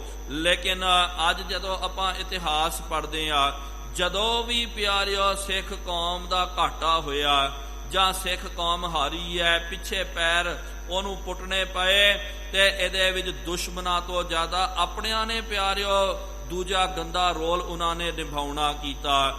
ਆਪਣੇ ਜਦੋਂ ਭੇਤੀ ਜਿਹੜੇ ਦੂਜਿਆਂ ਦੇ ਕੋਲ ਮਿਲ ਗਏ, ਦੁਸ਼ਮਣਾਂ ਦੇ ਨਾਲ ਜਦੋਂ ਮਿਲ ਗਏ ਤੇ ਉਹਨਾਂ ਨੇ ਸਭ ਬਰਬਾਦ ਕਰ ਦਿੱਤਾ। ਕਹਿੰਦੇ ਨਾ ਘਰ ਕਾ ਭੇਤੀ ਲੰਕਾ ਡਾਹੇ, ਇੰਨੀ ਵੱਡੀ ਲੰਕਾ ਨੂੰ ਵੀ ਜਿਹੜਾ ਹੈ ਘਰ ਕੇ ਭੇਤੀ ਨੇ ਉਹਨੇ ਢਵਾ ਦਿੱਤਾ। ਇਸ ਤਰ੍ਹਾਂ ਕਈ ਜਦੋਂ ਗੱਦਾਰੀ ਕਰ ਜਾਂਦੇ ਹਨ ਦੁਸ਼ਮਣਾਂ ਦੇ ਨਾਲ ਮਿਲ ਕਰਕੇ, ਉਹ ਫਿਰ ਆਪਸ ਦੇ ਵਿੱਚ ਹੀ ਵੰਡੀਆਂ ਪਾ ਦਿੰਦੇ ਹਨ। ਅੱਜ ਇਹਨਾਂ ਗੱਲ ਦੇ ਵੱਲ ਪਿਆਰਿਓ ਧਿਆਨ ਦੇਣ ਦੀ ਬਹੁਤ ਜ਼ਿਆਦਾ ਲੋੜ ਹੈ। ਅੱਜ ਹਰ ਕਿਸੇ ਚੀਜ਼ ਦੇ ਉੱਤੇ ਇਹਨਾਂ ਨੂੰ ਪਤਾ ਹੈ, ਹਰ ਚੀਜ਼ ਕੋਈ ਵੀ ਚੀਜ਼ ਦੇ ਉੱਤੇ ਕੰਟਰੋਵਰਸੀ ਖੜਾ ਕਰ ਦਿਓ, ਝਗੜਾ ਪਾ ਦਿਓ, ਕਿਉਂਕਿ ਜਦੋਂ ਵੀ ਝਗੜਾ ਹੁੰਦਾ ਕੌਮ ਜਿਹੜੀ ਹੈ ਵੰਡ ਜਾਂਦੀ ਹੈ, ਉਹ ਖਿੱਲਰ ਜਾਂਦੀ ਹੈ। ਚਾਰ ਇਸ ਪਾਸੇ ਚਿੜਾ ਹੈ, ਵਾਦ ਵਿਵਾਦ ਇਹਨਾਂ ਦੇ ਵਿੱਚ ਕੋਈ ਪ੍ਰੋਪਗੈਂਡਾ ਖੜਾ ਕਰ ਦਿਓ, ਫਿਰ ਪਿਆਰਿਓ ਇਹ ਵੰਡ ਜਾਂਦੇ ਹਨ। ਇਹਦੇ ਨਾਲ ਦੁਸ਼ਮਣਾਂ ਨੂੰ ਫਿਰ ਬੜੀ ਸੁਖੈਨ ਹੁੰਦੀ ਹੈ, ਉਹ ਬਹੁਤ ਸੁਖੈਨ ਤਰੀਕੇ ਦੇ ਨਾਲ ਆ ਕਰਕੇ ਕਬਜ਼ਾ ਕਰ ਲੈਂਦੇ ਹਨ। ਇਹ ਵੀ ਧਿਰ ਨੂੰ ਵੱਖਰਾ ਕਰ ਦਿੰਦੇ, ਉਹ ਵੀ ਧਿਰ ਨੂੰ ਵੱਖਰਾ ਕਰ ਦਿੰਦੇ। ਇਸ ਕਰਕੇ ਜਿਹੜੇ ਵੀ ਪਿਆਰੇ ਗੱਦਾਰੀ ਕਰਦੇ ਨਾ, ਇੱਕ ਗੱਲ ਚੇਤੇ ਰੱਖਣ ਵਾਲੀ ਹੈ, ਉਹ ਗੱਦਾਰੀ ਤਾਂ ਕਰ ਜਾਂਦੇ, ਉਹਨਾਂ ਨੂੰ ਲੱਗਦਾ ਕਿ ਭਾਈ ਆਪਣਿਆਂ ਦੇ ਨਾਲ ਗੱਦਾਰੀ ਕਰਨੀ ਕੀਤੀ ਹੈ, ਕੋਈ ਨਹੀਂ ਅੱਗੇ ਜਾ ਕਰਕੇ ਮੈਨੂੰ ਰਾਜ ਮਿਲ ਜਾਵੇਗਾ। ਕਦੇ ਵੀ ਪਿਆਰਿਓ ਦੇਖੋ ਗੱਦਾਰਾਂ ਨੂੰ ਕਦੇ ਰਾਜ ਪ੍ਰਾਪਤ ਨਹੀਂ ਹੋਇਆ, ਤੇ ਅਗਲੇ ਉਹ ਵਰਤੋਂ ਕਰ ਲੈਂਦੇ ਹਨ। ਜਦੋਂ ਤੱਕ ਉਹਨਾਂ ਦਾ ਕੰਮ ਹੁੰਦਾ ਗੱਦਾਰਾਂ ਨੂੰ ਰੱਖਦੇ, ਉਹਨਾਂ ਨੂੰ ਚੰਗੀ ਤਰ੍ਹਾਂ ਚੰਗੇ ਜਿਹੜੇ ਮਾਲ ਧਨ ਦੇ ਕਰਕੇ, ਚੰਗਾ ਰੁਤਬਾ ਦੇ ਕਰਕੇ ਰੱਖਦੇ। ਜਦੋਂ ਉਹਨਾਂ ਦਾ ਕੰਮ ਪੂਰਾ ਹੋ ਗਿਆ, ਸਭ ਤੋਂ ਪਹਿਲੇ ਉਹਨੂੰ ਉਹ ਦਫਾ ਕਰਦੇ ਤੇ ਕਹਿ ਦਿੰਦੇ ਹਨ ਕਿ ਭਾਈ ਤੂੰ ਆਪਣਿਆਂ ਦਾ ਨਹੀਂ ਹੋਇਆ, ਆਪਣੇ ਪੰਥ ਦਾ ਨਹੀਂ ਹੋਇਆ, ਤੂੰ ਸਾਡਾ ਕੀ ਹੋਵੇਗਾ। ਅੰਗਰੇਜ਼ਾਂ ਨੇ ਵੀ ਤਾਂ ਪਿਆਰਿਓ ਇਸ ਤਰ੍ਹਾਂ ਹੀ ਕਰਨਾ ਕੀਤਾ। ਜਿੰਨੇ ਵੀ ਜਿਹੜੇ ਗੱਦਾਰਾਂ ਦੀ ਘਾਟਾ, ਉਹਨਾਂ ਦੀ ਕਮੀ ਥੋੜ੍ਹੀ ਹੈ। ਇਹੋ ਜਿਹੇ ਗੱਦਾਰਾਂ ਨੂੰ ਉਹਨਾਂ ਨੇ ਖਰੀਦ ਕਰਕੇ ਰੱਖ ਲਿਆ। ਜਦੋਂ ਤੱਕ ਕੰਮ ਬਣਿਆ ਉਦੋਂ ਤੱਕ ਦਾ ਉਹਨਾਂ ਨੂੰ ਛਕਾਉਂਦੇ ਰਹੇ, ਬਹੁਤ ਮਾਇਆ ਧਨ ਦਿੰਦੇ ਰਹੇ। ਜਦੋਂ ਕੰਮ ਹੋ ਗਿਆ ਸਭ ਤੋਂ ਪਹਿਲੇ ਉਹਨਾਂ ਨੂੰ ਹੀ ਲੱਤ ਮਾਰ ਕਰਕੇ ਉਹਨਾਂ ਨੂੰ ਪਰੇ ਕਰਨਾ ਕੀਤਾ। ਕਹਿਣ ਦਾ ਭਾਵ ਆ ਜਿਹੜਾ ਮਹਾਰਾਜ ਜੀ ਨੇ ਦ੍ਰਿਸ਼ਟਾਂਤ ਦਿੱਤਾ ਕਿ ਸਿੱਖਾਂ ਦਾ ਇੰਨਾ ਜ਼ਿਆਦਾ ਪ੍ਰੇਮ ਸੀ ਆਪਸ ਦੇ ਵਿੱਚ, ਤੇ ਇੱਕ ਦੂਜੇ ਵਾਸਤੇ ਜਿਸ ਤਰ੍ਹਾਂ ਭਰਾ ਦੇ ਨਾਲ, ਜਿਸ ਤਰ੍ਹਾਂ ਪਿਓ ਆਪਣੇ ਬੱਚੇ ਦੇ ਨਾਲ ਪ੍ਰੇਮ ਕਰਦਾ ਹੈ, ਇਸ ਤਰ੍ਹਾਂ ਸਿੱਖਾਂ ਦਾ ਆਪਸ ਦੇ ਵਿੱਚ ਪ੍ਰੇਮ ਹੈ। ਰਾਗ ਕਰਤ ਪੁਲਕਤ ਤਨ ਐਸੇ, ਜਦੋਂ ਮਿਲਦੇ ਤਾਂ ਪਿਆਰਿਓ ਚਾਰ ਜੁੜੇ, 64 ਖਿਲੇ ਮਿਲੇ 20 ਕਰ ਜੋੜ। ਗੁਰਸਿੱਖ ਕੋ ਗੁਰਸਿੱਖ ਮਿਲੇ ਤੋ ਖਿਲ ਹੈ 7 ਕਰੋੜ। ਜਦੋਂ ਵੀ ਕੋਈ ਗੁਰੂ ਕਾ ਸਿੱਖ ਗੁਰੂ ਕੇ ਪਿਆਰੇ ਨੂੰ ਮਿਲਦਾ ਤੇ ਦੋ ਹੱਥ ਜੁੜ ਜਾਂਦੇ ਹਨ, ਤੇ ਦੋ ਹੱਥ ਇੱਥੋਂ ਦੇ, ਦੋ ਹੱਥ ਉੱਥੋਂ ਦੇ, 4 ਹੱਥ ਜੁੜ ਗਏ, ਤੇ ਨਾਲ 64 ਖਿੜ ਗਏ, 32 ਦੰਦ ਇਹਦੇ ਖਿੜ ਗਏ, 32 ਦੰਦ ਉਹਦੇ ਖਿੜ ਗਏ, ਤੇ ਮਿਲੇ 20 ਕਰ ਜੋਰ। 20 ਉਂਗਲੀਆਂ, 10 ਇੱਥੋਂ ਦੀਆਂ, 10 ਉੱਥੋਂ ਦੀਆਂ, 20 ਉਂਗਲੀਆਂ ਮਿਲ ਗਈਆਂ। ਤੇ ਜਦੋਂ ਗੁਰਸਿੱਖ ਨੂੰ ਗੁਰਸਿੱਖ ਮਿਲ ਜਾਂਦਾ ਤੇ ਅਨੁਮਾਨ ਲਾਇਆ ਜਾਂਦਾ ਇੱਕ ਬੰਦੇ ਦੇ ਸਰੀਰ ਦੇ ਉੱਤੇ ਪੈਰ ਤੋਂ ਲੈ ਕਰਕੇ ਸਿਰ ਦੀ ਚੋਟੀ ਤੱਕ 3.5 ਕਰੋੜ ਰੁਮਾਵਲੀ ਹੈ। 3.5 ਕਰੋੜ ਦੇ ਕਰੀਬ ਰੋਮ ਹੁੰਦੇ ਹਨ। ਤੇ ਜਦੋਂ ਗੁਰੂ ਕਾ ਪਿਆਰਾ, ਗੁਰੂ ਕੇ ਪਿਆਰੇ ਨੂੰ ਸਿੱਖ ਨੂੰ ਮਿਲਦਾ ਤੇ ਉਹਦੇ 3.5 ਕਰੋੜ ਰੋਮ ਝਰਨ ਤੇ ਖਿੜ ਜਾਂਦੇ, ਤੇ 3.5 ਕਰੋੜ ਤੇ ਉਹਦੇ ਵਿੱਚ ਫਿਰ 3.5 ਕਰੋੜ ਦੂਜੇ ਦੇ ਮਿਲਾ ਦਿਓ ਤੇ ਬਣ ਜਾਂਦੇ 7 ਕਰੋੜ। ਇੰਨਾ ਪਿਆਰ ਜਿਹੜਾ ਗੁਰਸਿੱਖਾਂ ਦਾ ਆਪਸ ਦੇ ਵਿੱਚ ਹੈ। ਪਰਮਾਨੰਦ ਮਹਿ ਜੋਗੀ ਜੈਸੇ, ਜਿਸ ਤਰ੍ਹਾਂ ਪਰਮ ਆਨੰਦ ਦੇ ਵਿੱਚ ਜੋਗੀ ਸਦਾ ਬੈਠਿਆ ਹੋਇਆ ਹੁੰਦਾ, ਖੀਵਾ ਹੁੰਦਾ ਹੈ, ਇਸ ਤਰ੍ਹਾਂ ਗੁਰੂ ਕੇ ਪਿਆਰੇ ਭਾਵ ਕੇ ਮੱਛਰ ਦੇ ਨਿਆਈ ਹੈ। ਤੇ ਮੱਛਰ ਕਵੇ ਕਿ ਭਾਈ ਮੈਂ ਆ ਸੁਮੇਰ ਪਰਬਤ ਜਿਹੜਾ ਹੈ ਇਹਨੂੰ ਆਪਣੇ ਪਿੱਠ ਦੇ ਉੱਤੇ ਰੱਖ ਕਰਕੇ ਮੈਂ ਉਡਾਰੀ ਮਾਰ ਦੇਵਾਂ, ਕਿ ਇਹ ਹੋ ਸਕਦਾ ਪਿਆਰਿਓ? ਉਹ ਤਾਂ ਸੁਮੇਰ ਪਰਬਤ ਦੀ ਕੀ ਗੱਲ ਹੈ, ਨਿੱਕਾ ਜਿਹਾ ਕਿਣਕਾ ਤੁਸੀਂ ਰੱਖ ਦਿਓ ਮੱਛਰ ਦੇ ਉੱਤੇ, ਉਹ ਉਸੇ ਵੇਲੇ ਧਰਤੀ ਤੇ ਬਹਿ ਜਾਂਦਾ। ਕਹਿਣ ਦਾ ਭਾਵ ਕਿ ਸਿੱਖਾਂ ਦੀ ਮਹਿਮਾ, ਗੁਰੂ ਕੀ ਮਹਿਮਾ ਜਿਹੜੀ ਹੈ ਸੁਮੇਰ ਪਰਬਤ ਦੇ ਬਾਤ ਹੈ, ਤੇ ਮੇਰਾ ਮਨ ਜਿਹੜਾ ਇਹ ਮੱਛਰ ਦੇ ਨਿਆਈ ਹੈ। ਮੱਛਰ ਪਿਆਰਿਓ ਕਦੇ ਵੀ ਪਰਬਤ ਨੂੰ ਆਪਣੇ ਪਿੱਠ ਦੇ ਉੱਤੇ ਬਿਠਾ ਕਰਕੇ ਥੋੜੀ ਉਡਾਰੀ ਮਾਰ ਸਕਦਾ। ਚੌਪਈ ਤ੍ਰਿਸ਼ਨਾ ਆਸਾ ਨਾਸ਼ੀ ਐਸੇ, ਤੇ ਉਹਨਾਂ ਦੇ ਮਨ ਦੇ ਵਿੱਚੋਂ ਆਸਾ ਤੇ ਤ੍ਰਿਸ਼ਨਾ ਇਸ ਤਰ੍ਹਾਂ ਨਸ ਗਈ। ਬੈਨਤੀ ਹਨ ਉਰਗਨ ਜੈਸੇ, ਅੱਗੇ ਬਚਨ ਕਰਦੇ ਹਨ ਜਿਸ ਤਰ੍ਹਾਂ ਕਿ ਗਰੁੜ ਜਿਹੜਾ ਹੈ, ਤੇ ਗਰੁੜ ਪਿਆਰਿਓ ਜਦੋਂ ਸੱਪ ਨਜ਼ਰ ਆਵੇ, ਭਾਵੇਂ ਜਿੰਨਾ ਮਰਜੀ ਜ਼ਹਿਰੀਲਾ ਸੱਪ ਹੈ, ਜਦੋਂ ਗਰੁੜ ਵੇਖ ਲੈਂਦਾ, ਬਾਜ ਵੇਖ ਲੈਂਦਾ, ਉਸੇ ਵੇਲੇ ਝਪਟਾ ਮਾਰ ਕਰਕੇ ਆਪਣੀਆਂ ਨੌਂਦਰਾਂ ਦੇ ਨਾਲ ਸੱਪ ਦਾ ਮੂੰਹ ਜਿਹੜਾ ਭੰਨ ਦਿੰਦਾ, ਉਹਨੂੰ ਦਬੋਚ ਕਰਕੇ ਉਸੇ ਵੇਲੇ ਉਹਨੂੰ ਵਿੰਨ ਕਰਕੇ ਸੁੱਟ ਦਿੰਦਾ। ਮਨ ਦੇ ਵਿੱਚ ਤ੍ਰਿਸ਼ਨਾ ਸੱਪ ਹੈ, ਜਿਸ ਤਰ੍ਹਾਂ ਸੱਪ ਦੇ ਉੱਤੇ ਗਰੁੜ ਵਾਰ ਕਰਕੇ ਖਤਮ ਕਰ ਦਿੰਦਾ, ਇਸ ਤਰ੍ਹਾਂ ਹੀ ਗੁਰੂ ਕੇ ਸਿੱਖਾਂ ਦੇ ਮਨ ਦੀ ਤ੍ਰਿਸ਼ਨਾ, ਤੇ ਸਿੱਖਾਂ ਨੇ ਗਰੁੜ ਬਣ ਕਰਕੇ ਉਹਨਾਂ ਦਾ ਨਾਸ਼ ਕਰਨਾ ਕੀਤਾ। ਕਾਮ ਕ੍ਰੋਧ ਲੋਭ ਹੰਕਾਰੂ, ਅੱਗੇ ਜਿਹੜਾ ਕਾਮ ਕ੍ਰੋਧ ਲੋਭ ਅਹੰਕਾਰ ਆਦਿਕ, ਸਹਿਤ ਅਵਿਦਿਆ ਮੋਹ ਨਿਰਪਾਰੂ, ਸਹਿਤ ਅਵਿਦਿਆ ਜਿਹੜਾ ਸਾਰਿਆਂ ਦਾ ਇਹ ਰਾਜਾ ਹੈ, ਅਗਿਆਨਤਾ, ਹਿੰਸਾ ਕੂਰ ਪਿਸ਼ਨਤਾ ਨਿੰਦਾ, ਹਿੰਸਾ ਹੋ ਗਈ ਹੈ, ਕੂਰ ਝੂਠ ਹੋ ਗਿਆ, ਈਰਖਾ ਕਰਨੀ, ਨਿੰਦਾ ਕਰਨੀ ਹੈ, ਸਿੱਖੀ ਮਗ ਪਿਖ ਇਨਕੂ ਚਿੰਦਾ, ਤੇ ਫਿਰ ਸਿੱਖਾਂ ਨੇ ਇਹਨੂੰ ਵੇਖ ਕਰਕੇ ਇਹਨਾਂ ਨੂੰ ਖਤਮ ਕਰ ਦੇਣਾ ਕੀਤਾ, ਇੱਕਦਮ ਇਹਨਾਂ ਦਾ ਸਫਾਇਆ ਕਰ ਲਿਆ, ਤੇ ਚਿੰਤਾ ਆਦਿਕ ਹੋਈ ਹੈ। ਕੇਹਰ ਗਰਜਨ ਤੇ ਜਿਉ ਕਰੀ, ਜਿਸ ਤਰ੍ਹਾਂ ਕਿ ਕੇਹਰ ਗਰਜਨ, ਜਦੋਂ ਸਿੰਘ ਨਾਦ ਕਰਦਾ ਹੈ, ਗਰਜਨਾ ਕਰਦਾ, ਹੋਏ ਪੁੰਜ ਤਦਿਪ ਖਰ ਭਰੀ, ਜੇ ਪਿਆਰਿਓ ਹਾਥੀ ਇੱਕ ਨਹੀਂ, ਹਾਥੀ ਦਾ ਝੁੰਡ ਕਿਉਂ ਨਾ ਹੋਵੇ, ਕਿਉਂਕਿ ਹਾਥੀ ਦੇ ਵੀ ਜਦੋਂ ਝੁੰਡ ਕਈ ਵਾਰੀ ਅਹੰਕਾਰ, ਨਿੰਦਾ, ਝੂਠ, ਪਿਸ਼ਨਤਾ ਆਦਿਕ ਤੇ ਹਿੰਸਾ, ਕਰੂਰ ਆਦਿਕ, ਇਹ ਸਭ ਜਿਹੜੇ ਹਾਥੀ ਹਨ, ਇੱਕ ਸਿੰਘ ਜਦੋਂ ਇੱਕ ਗੁਰੂ ਕਾ ਸਿੰਘ ਭਾਵ ਕੇ ਗੁਰੂ ਕਾ ਸਿੱਖ ਸਿੰਘ ਬਣ ਕਰਕੇ ਗੁਰਬਾਣੀ ਦਾ ਜਦੋਂ ਗਰਜਵੀਂ ਆਵਾਜ਼ ਦੇ ਵਿੱਚ ਪਠਨ ਪਾਠਨ ਕਰਦਾ ਹੈ, ਇਹ ਸਾਰੀਆਂ ਆਸੁਰੀ ਸੰਪਤਾ ਹਾਥੀ ਦੇ ਵੱਤ ਬੇਸ਼ੱਕ ਬਹੁਤ ਵੱਡੀਆਂ ਹਨ, ਲੇਕਿਨ ਸਿੰਘ ਨਾਦ ਦੇ ਅੱਗੇ ਨਹੀਂ ਖੜਦੀਆਂ, ਇਹ ਦੌੜ ਜਾਂਦੇ ਹਨ, ਭੱਜ ਜਾਂਦੇ ਹਨ।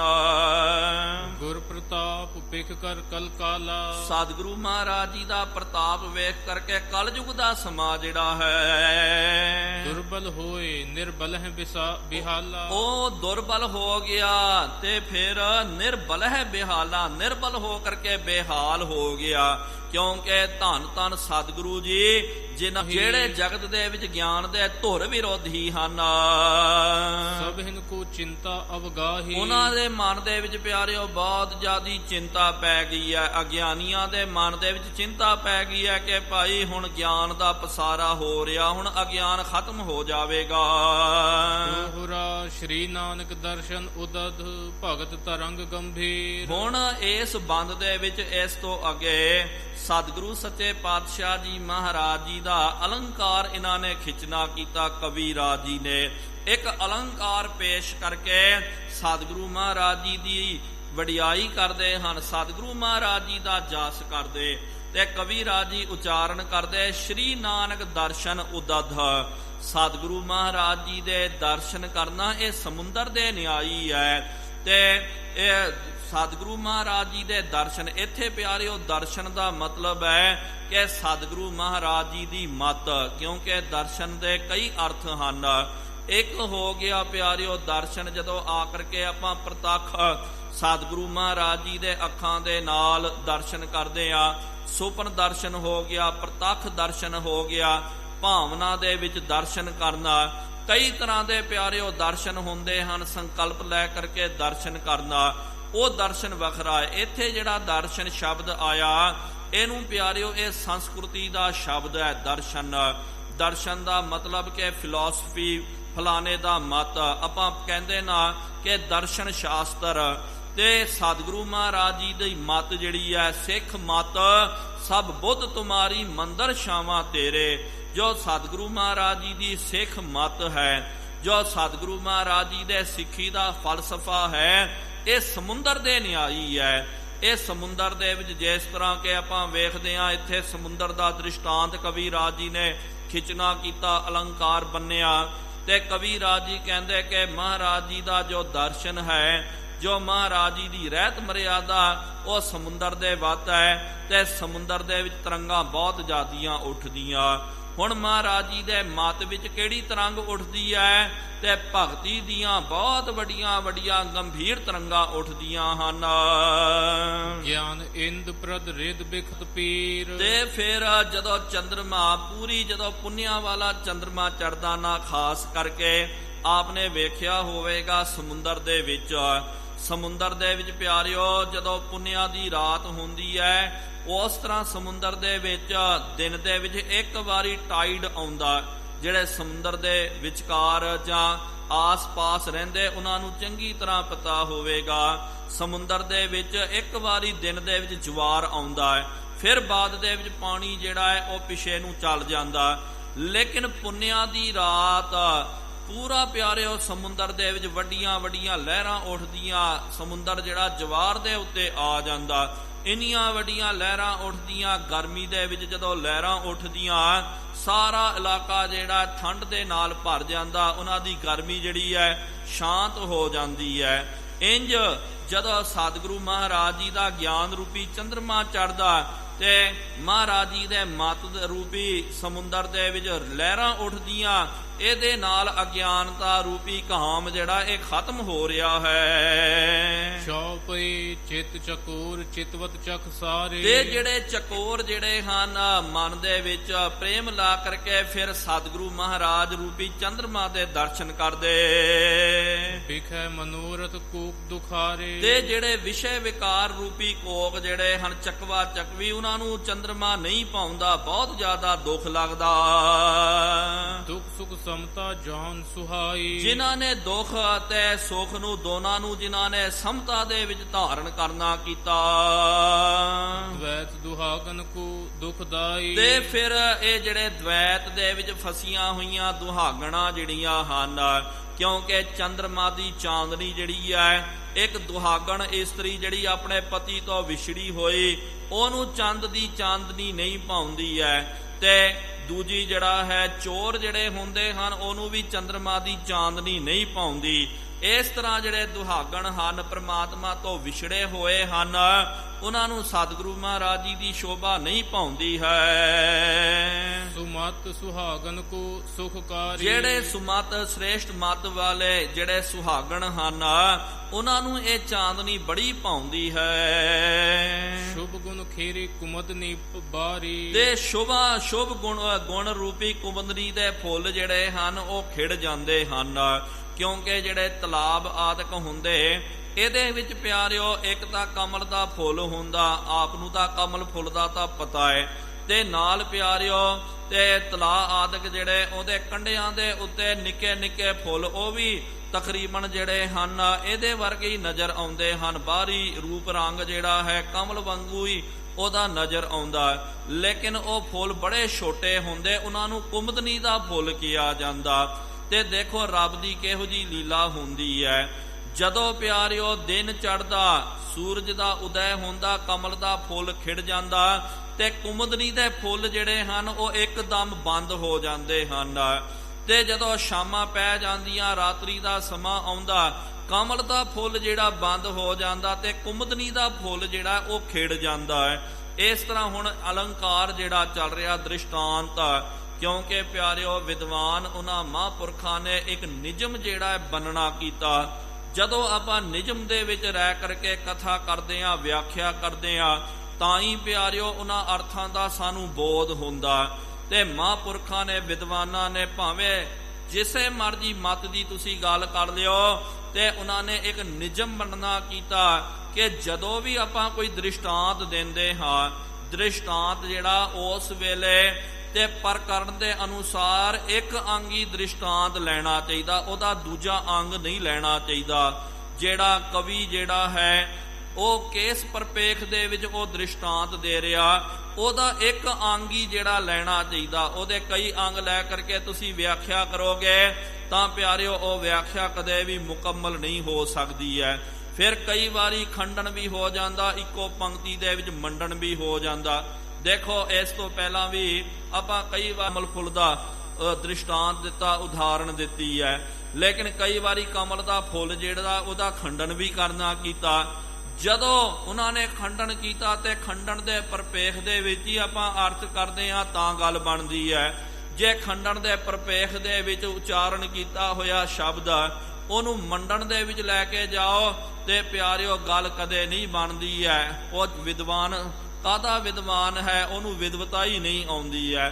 ਇਸ ਕਰਕੇ ਜਿਸ ਪਰਪੇਖ ਦੇ ਵਿੱਚ ਕਥਾ ਚੱਲਦੀ ਹੈ ਉਹੀ ਪਰਪੇਖ ਦੇ ਵਿੱਚ ਉਹਦਾ ਅਰਥ ਕਰਨਾ ਚਾਹੀਦਾ। ਹੁਣ ਇੱਥੇ ਕਵੀ ਰਾਜ ਜੀ ਨੇ ਜਿਹੜਾ ਦ੍ਰਿਸ਼ਟਾਂਤ ਵਰਤਿਆ ਨਾ ਸਤਿਗੁਰੂ ਮਹਾਰਾਜ ਜੀ ਦਾ ਚੰਦਰਮਾ ਦਾ, ਕਿ ਸਤਿਗੁਰੂ ਮਹਾਰਾਜ ਚੰਦਰਮਾ ਹਨ, ਤੇ ਚੰਦਰਮਾ ਨੂੰ ਵੇਖ ਕਰਕੇ ਕਿਸ ਤਰ੍ਹਾਂ ਕੁਮਦਨੀ ਦੇ ਫੁੱਲ ਖਿੜ ਜਾਂਦੇ, ਇਸ ਤਰ੍ਹਾਂ ਹੀ ਸਿੱਖ ਰੂਪੀ ਕੁਮਦਨੀ ਦੇ ਫੁੱਲ ਖਿੜ ਜਾਂਦੇ ਹਨ। ਇਸ ਬਿਦ ਸਤਜੁਗ ਪੁਰ ਕਰਤਾਰ। ਇਸ ਤਰ੍ਹਾਂ ਕਰਤਾਰਪੁਰ ਸਾਹਿਬ ਦੇ ਵਿੱਚ ਸਤਿਗੁਰੂ ਮਹਾਰਾਜ ਜੀ ਨੇ ਕਲਯੁਗ ਦੇ ਵਿੱਚ ਸਤਜੁਗ ਵਰਤਾ ਦਿੱਤਾ। ਵਰਤਾਯੂ ਤਿਹ ਕਾਲ ਉਦਾਰਾ। ਸਤਿਗੁਰੂ ਮਹਾਰਾਜ ਬੜੇ ਉਦਾਰ ਜਿਨ੍ਹਾਂ ਦਾ ਸੁਭਾਅ ਉਹਨਾਂ ਨੇ ਵਰਤਾਇਆ ਹੈ। ਤਿਸ ਨਿਸ ਗੁਰ ਜਾਗੇ ਕੀ ਮੱਜਨ। ਉਹ ਜਿਹੜੀ ਰਾਤ ਹੈ ਸਤਿਗੁਰੂ ਮਹਾਰਾਜ ਜੀ ਨੇ ਅੰਮ੍ਰਿਤ ਵੇਲੇ ਉੱਠ ਕਰਕੇ ਮੱਜਨ ਕੀਤਾ। ਮਿਲੇ ਆਨ ਸਭ ਹੀ ਤਬ ਸੱਜਣ। ਸਾਰੇ ਸੱਜਣ ਆ ਕਰਕੇ ਸਤਿਗੁਰੂ ਮਹਾਰਾਜ ਜੀ ਨੂੰ ਮਿਲਦੇ ਹਨ, ਦਰਸ਼ਨ ਕਰਦੇ ਹਨ। ਹੋਤ ਕੀਰਤਨ ਕੀ ਤੁਨ ਭੂਰੀ। ਅੰਮ੍ਰਿਤ ਵੇਲੇ ਤੋਂ ਹੀ ਦੇਖੋ ਕੀਰਤਨ ਦੀਆਂ ਸ਼ਹਿਬਰਾਂ ਲੱਗ ਗਈਆਂ, ਉੱਚੀ ਧੁਨ ਦੇ ਵਿੱਚ ਰਾਗ ਅਲਾਪ ਕਰਕੇ ਰਾਗੀ ਸਿੰਘ ਕੀਰਤਨ ਕਰ ਰਹੇ। ਭਾਉ ਸੋ ਭਗਤ ਗਿਆਨ ਕੀ ਪੂਰੀ। ਨਾਲ ਕੀਰਤਨ ਦੇ ਵਿੱਚ ਭਾਵਨਾ ਵੀ ਹੈ, ਭਗਤੀ ਵੀ ਹੈ, ਤੇ ਕੀਰਤਨ ਦੇ ਵਿੱਚ ਗਿਆਨ ਵੀ ਝਲਕ ਰਿਹਾ ਹੈ। ਭਰੇ ਪ੍ਰੇਮ ਉਰ ਮੋਦ ਬਢਾਈ। ਸਾਰੇ ਪ੍ਰੇਮ ਦੇ ਵਿੱਚ ਭਿੱਜੇ ਹੋਏ ਹਨ। ਆਨੰਦ ਜਿਹੜਾ ਹੈ ਉਮਗ ਉਮਗ ਕਰਕੇ ਆ ਰਿਹਾ ਸਿੱਖਾਂ ਸਿੱਖਾਂ ਦੇ ਮਨ ਵਿੱਚ। ਕੇਤਿਕ ਸੁਨਹਿ ਕੇਤਿਕ ਮੁਖ ਕਈ ਗਾਈ, ਧਿਆਨ ਲਾ ਕਰਕੇ ਅੱਖਾਂ ਨੂੰ ਬੰਦ ਕਰਕੇ ਅਡੋਲ ਹੋ ਕਰਕੇ ਤਠਸਟ ਹੋ ਕਰਕੇ ਗੁਰਬਾਣੀ ਦਾ ਕੀਰਤਨ ਸਰਵਣ ਕਰ ਰਹੇ।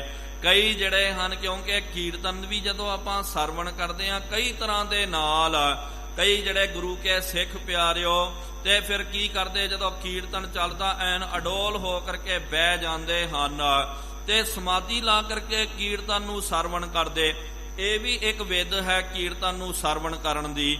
ਤੇ ਕਈ ਗੁਰੂ ਕੇ ਸਿੱਖ ਪਿਆਰਿਓ ਉਹ ਨਾਲ ਝੂਮਦੇ ਹਨ, ਉਹ ਨਾਲ ਜਿਹੜਾ ਰਾਗੀ ਸਿੰਘ ਸ਼ਬਦ ਪੜ੍ਹਦੇ ਤੇ ਨਾਲ ਨਾਲ ਜਦੋਂ ਰਾਗੀ ਸਿੰਘ ਖਾਲੀ ਛੱਡਦੇ ਉਹਦੇ ਵਿੱਚ ਉਹ ਫਿਰ ਸ਼ਬਦ ਦਾ ਉਚਾਰਨ ਕਰਦੇ ਹਨ, ਗਾਇਨ ਕਰਦੇ ਹਨ। ਤਹਿ ਬੈਠੇ ਸੋਚ ਵਿਮੋਚਨ, ਉਸ ਵੇਲੇ ਸੋਚਾਂ ਨੂੰ ਨਾਸ਼ ਕਰਨ ਵਾਲੇ ਸਤਿਗੁਰੂ ਮਹਾਰਾਜ ਸੰਗਤ ਦੇ ਵਿੱਚ ਆ ਕਰਕੇ ਬੈਠ ਗਏ। ਸੁਨਤਿਓ ਮੁੰਦੇ ਕਮਲ ਦਲ ਲੋਚਨ, ਆ ਕਰਕੇ ਸਤਿਗੁਰੂ ਮਹਾਰਾਜ ਰਾਗੀ ਸਿੰਘ ਰਬਾਬੀ ਸਿੰਘ ਕੀਰਤਨ ਕਰ ਰਹੇ। ਸਤਿਗੁਰੂ ਮਹਾਰਾਜ ਐਨ ਉਹਨਾਂ ਦੇ ਸਾਹਮਣੇ ਬੈਠ ਕਰਕੇ ਸਮਾਧੀ ਲਾ ਕਰਕੇ ਅੱਖਾਂ ਨੂੰ ਬੰਦ ਕਰਕੇ ਕੀਰਤਨ ਨੂੰ ਸਰਵਣ ਕਰ ਰਹੇ। ਲਗੀ ਸਮਾਧ ਅਖੰਡ ਸਰੂਪ, ਅਖੰਡ ਸਰੂਪ ਦੇ ਵਿੱਚ ਸਤਿਗੁਰੂ ਮਹਾਰਾਜ ਜੀ ਦੀ ਸਮਾਧ ਲੱਗ ਗਈ ਹੈ। ਜਿਹ ਤੇ ਜਾਣੇ ਆਨੰਦ ਅਨੂਪ, ਉਹ ਅਖੰਡ ਸਰੂਪ ਨੂੰ ਜਾਣਨ ਦੇ ਨਾਲ ਆਨੰਦ ਤੇ ਅਨੂਪ ਅਵਸਥਾ ਦੀ ਪ੍ਰਾਪਤੀ ਹੋ ਜਾਂਦੀ। ਸਗਰੇ ਅੰਗ ਅਡੋਲ ਰਹਾਏ, ਸਾਰਾ ਅੰਗ ਜਿਹੜਾ ਸਤਿਗੁਰੂ ਮਹਾਰਾਜ ਜੀ ਦਾ ਅਡੋਲ ਹੋ ਗਿਆ। ਇਹੀ ਤਾਂ ਪਿਆਰਿਓ ਦਾਸ ਨੇ ਬੇਨਤੀ ਕੀਤੀ ਨਾ, ਦੋ ਤਰ੍ਹਾਂ ਦੇ ਨਾਲ। ਜਦੋਂ ਕੋਈ ਰਸ ਦੇ ਨਾਲ ਝੂਮਦਾ ਨਾ ਉਸ ਵੇਲੇ ਅਡੋਲ ਨਹੀਂ ਰਹਿੰਦਾ। ਕਈ ਵਾਰੀ ਆਪ ਜੀ ਦੇਖੋ ਕਈ ਨਾਮ ਬਾਣੀ ਦੇ ਰਸੀਏ ਜਿਹੜੇ ਹਨ ਜਦੋਂ ਕੀਰਤਨ ਹੁੰਦਾ ਝੂਮਦੇ ਹਨ, ਜਿਸ ਤਰ੍ਹਾਂ ਸੱਪ ਆਪਣੀ ਫਨ ਖਿਲਾਰ ਕਰਕੇ ਹਲਦਾ, ਹਾਥੀ ਜਿਸ ਤਰ੍ਹਾਂ ਝੂਮਦਾ ਨਾ ਇਸ ਤਰ੍ਹਾਂ ਹੀ ਉਹ ਝੂਮ ਕਰਕੇ ਨਾਲ ਬਾਣੀ ਗਾਈ ਜਾਂਦੇ, ਉਚਾਰਨ ਕਰਦੇ ਭਿੱਜ ਕਰਕੇ। ਇਹ ਵੀ ਪਿਆਰਿਓ ਇੱਕ ਵਿਧ ਹੈ। ਤੇ ਕਈ ਜਿਹੜੇ ਤਠਸਟ ਹੋ ਕਰਕੇ ਧਿਆਨ ਮਗਨ ਹੋ ਕਰਕੇ ਸਮਾਧੀ ਲਾ ਕਰਕੇ ਅਡੋਲ ਹੋ ਕਰਕੇ ਕੀਰਤਨ ਨੂੰ ਸਰਵਣ ਕਰਦੇ। ਇਹ ਵੀ ਪਿਆਰਿਓ ਆਪਣੀ ਅਵਸਥਾ ਹੈ। ਕਦੇ ਇੱਕ ਦੂਜੇ ਦਾ ਖੰਡਨ ਨਹੀਂ ਕਰਨਾ ਚਾਹੀਦਾ। ਕਈ ਕਹਿ ਦਿੰਦੇ ਕਿ ਭਾਈ ਬਾਣੀ ਨੂੰ ਜਿਹੜਾ ਹੈ ਝੂਮ ਕਰਕੇ ਗਾ ਕਰਕੇ ਹੀ ਪੜੋ। ਤੋ ਇਹ ਦੋ ਅਵਸਥਾਵਾਂ ਹਨ। ਕਈ ਜਿਨ੍ਹਾਂ ਨੂੰ ਚੰਗਾ ਲੱਗਦਾ ਜਿਹੜੇ ਸਮਾਧੀ ਲਾ ਕਰਕੇ ਬੈਠ ਕਰਕੇ ਜਿਨ੍ਹਾਂ ਨੂੰ ਰਸ ਆਉਂਦਾ ਉਹ ਉਹਦੇ ਵਿੱਚ ਰਸ ਲੈਣ। ਕਈ ਜਿਹੜੇ ਹਨ ਨਾਲ ਗਾ ਕਰਕੇ ਤੇ ਝੂਮ ਕਰਕੇ ਜਦੋਂ ਉਹਨਾਂ ਨੂੰ ਰਸ ਆਉਂਦਾ ਉਹ ਉਹਦੇ ਵਿੱਚ ਆਨੰਦ ਪ੍ਰਾਪਤ ਕਰ ਸਕਦੇ। ਚਤੁਰ ਮਹੂਰਤ ਜਬੈ ਬਿਤਾਏ, ਚਾਰ ਮਹੂਰਤਾਂ ਜਦੋਂ ਬਤੀਤ ਹੋ ਗਈ, ਦਿਖਸੇ ਤਬੈ ਰੁਚਿਰ ਜੁਗ ਲੋਚਨ, ਸਤਿਗੁਰੂ ਮਹਾਰਾਜ ਮੁਸਕਰਾ ਕਰਕੇ ਆਨੰਦ ਦੇ ਵਿੱਚ ਦੋਵੇਂ ਆਪਣੇ ਕਮਲ ਫੁੱਲ ਦੇ ਵੱਤ ਅੱਖਾਂ ਨੂੰ ਖੋਲਣਾ ਕੀਤਾ। ਬੋਲੇ ਬਾਣੀ ਬੰਧ ਵਿਮੋਚਨ, ਬੰਧਨਾਂ ਨੂੰ ਨਾਸ਼ ਕਰਨ ਵਾਲੇ ਸਤਿਗੁਰਾਂ ਨੇ ਬਚਨ ਉਚਾਰਨ ਕੀਤਾ। ਆਜ ਸਮਾਵਨ ਭਇਆ ਸੁਭਾਏ, ਸਤਿਗੁਰੂ ਮਹਾਰਾਜ ਕਹਿਣ ਲੱਗੇ ਆਜ ਸਮਾਵਨ ਭਇਆ ਸੁਭਾਏ। ਸਤਿਗੁਰੂ ਜੀ ਕਹਿਣ ਲੱਗੇ ਕਿ ਅੱਜ ਭਾਈ ਉਹ ਸ਼ੁਭ ਘੜੀ ਆ ਗਈ ਹੈ ਜਿਸ ਦਿਨ ਅਸਾਂ ਨੇ ਮਾਤ ਲੋਕ ਦੀ ਯਾਤਰਾ ਪੂਰੀ ਕਰਕੇ ਸੱਚਖੰਡ ਪ੍ਰਭਪੁਰ ਪਿਆਨਾ ਕਰਨਾ। ਆਨਹੁ ਸੌਜ ਬਿਲੰਬ ਗਵਾਏ, ਸਤਿਗੁਰੂ ਜੀ ਕਹਿਣ ਲੱਗੇ ਭਾਈ ਹੁਣ ਦੇਰੀ ਨਾ ਕਰਨਾ ਕਰੋ, ਹੁਣ ਤੁਰੰਤ ਜਾਓ, ਜਾ ਕਰਕੇ ਸੌਜ ਸਮੱਗਰੀ ਦਾ ਪ੍ਰਬੰਧ ਕਰਨਾ ਕਰੋ। ਇਹੀ ਤਾਂ ਪਿਆਰਿਓ ਫਰਕ ਹੁੰਦਾ।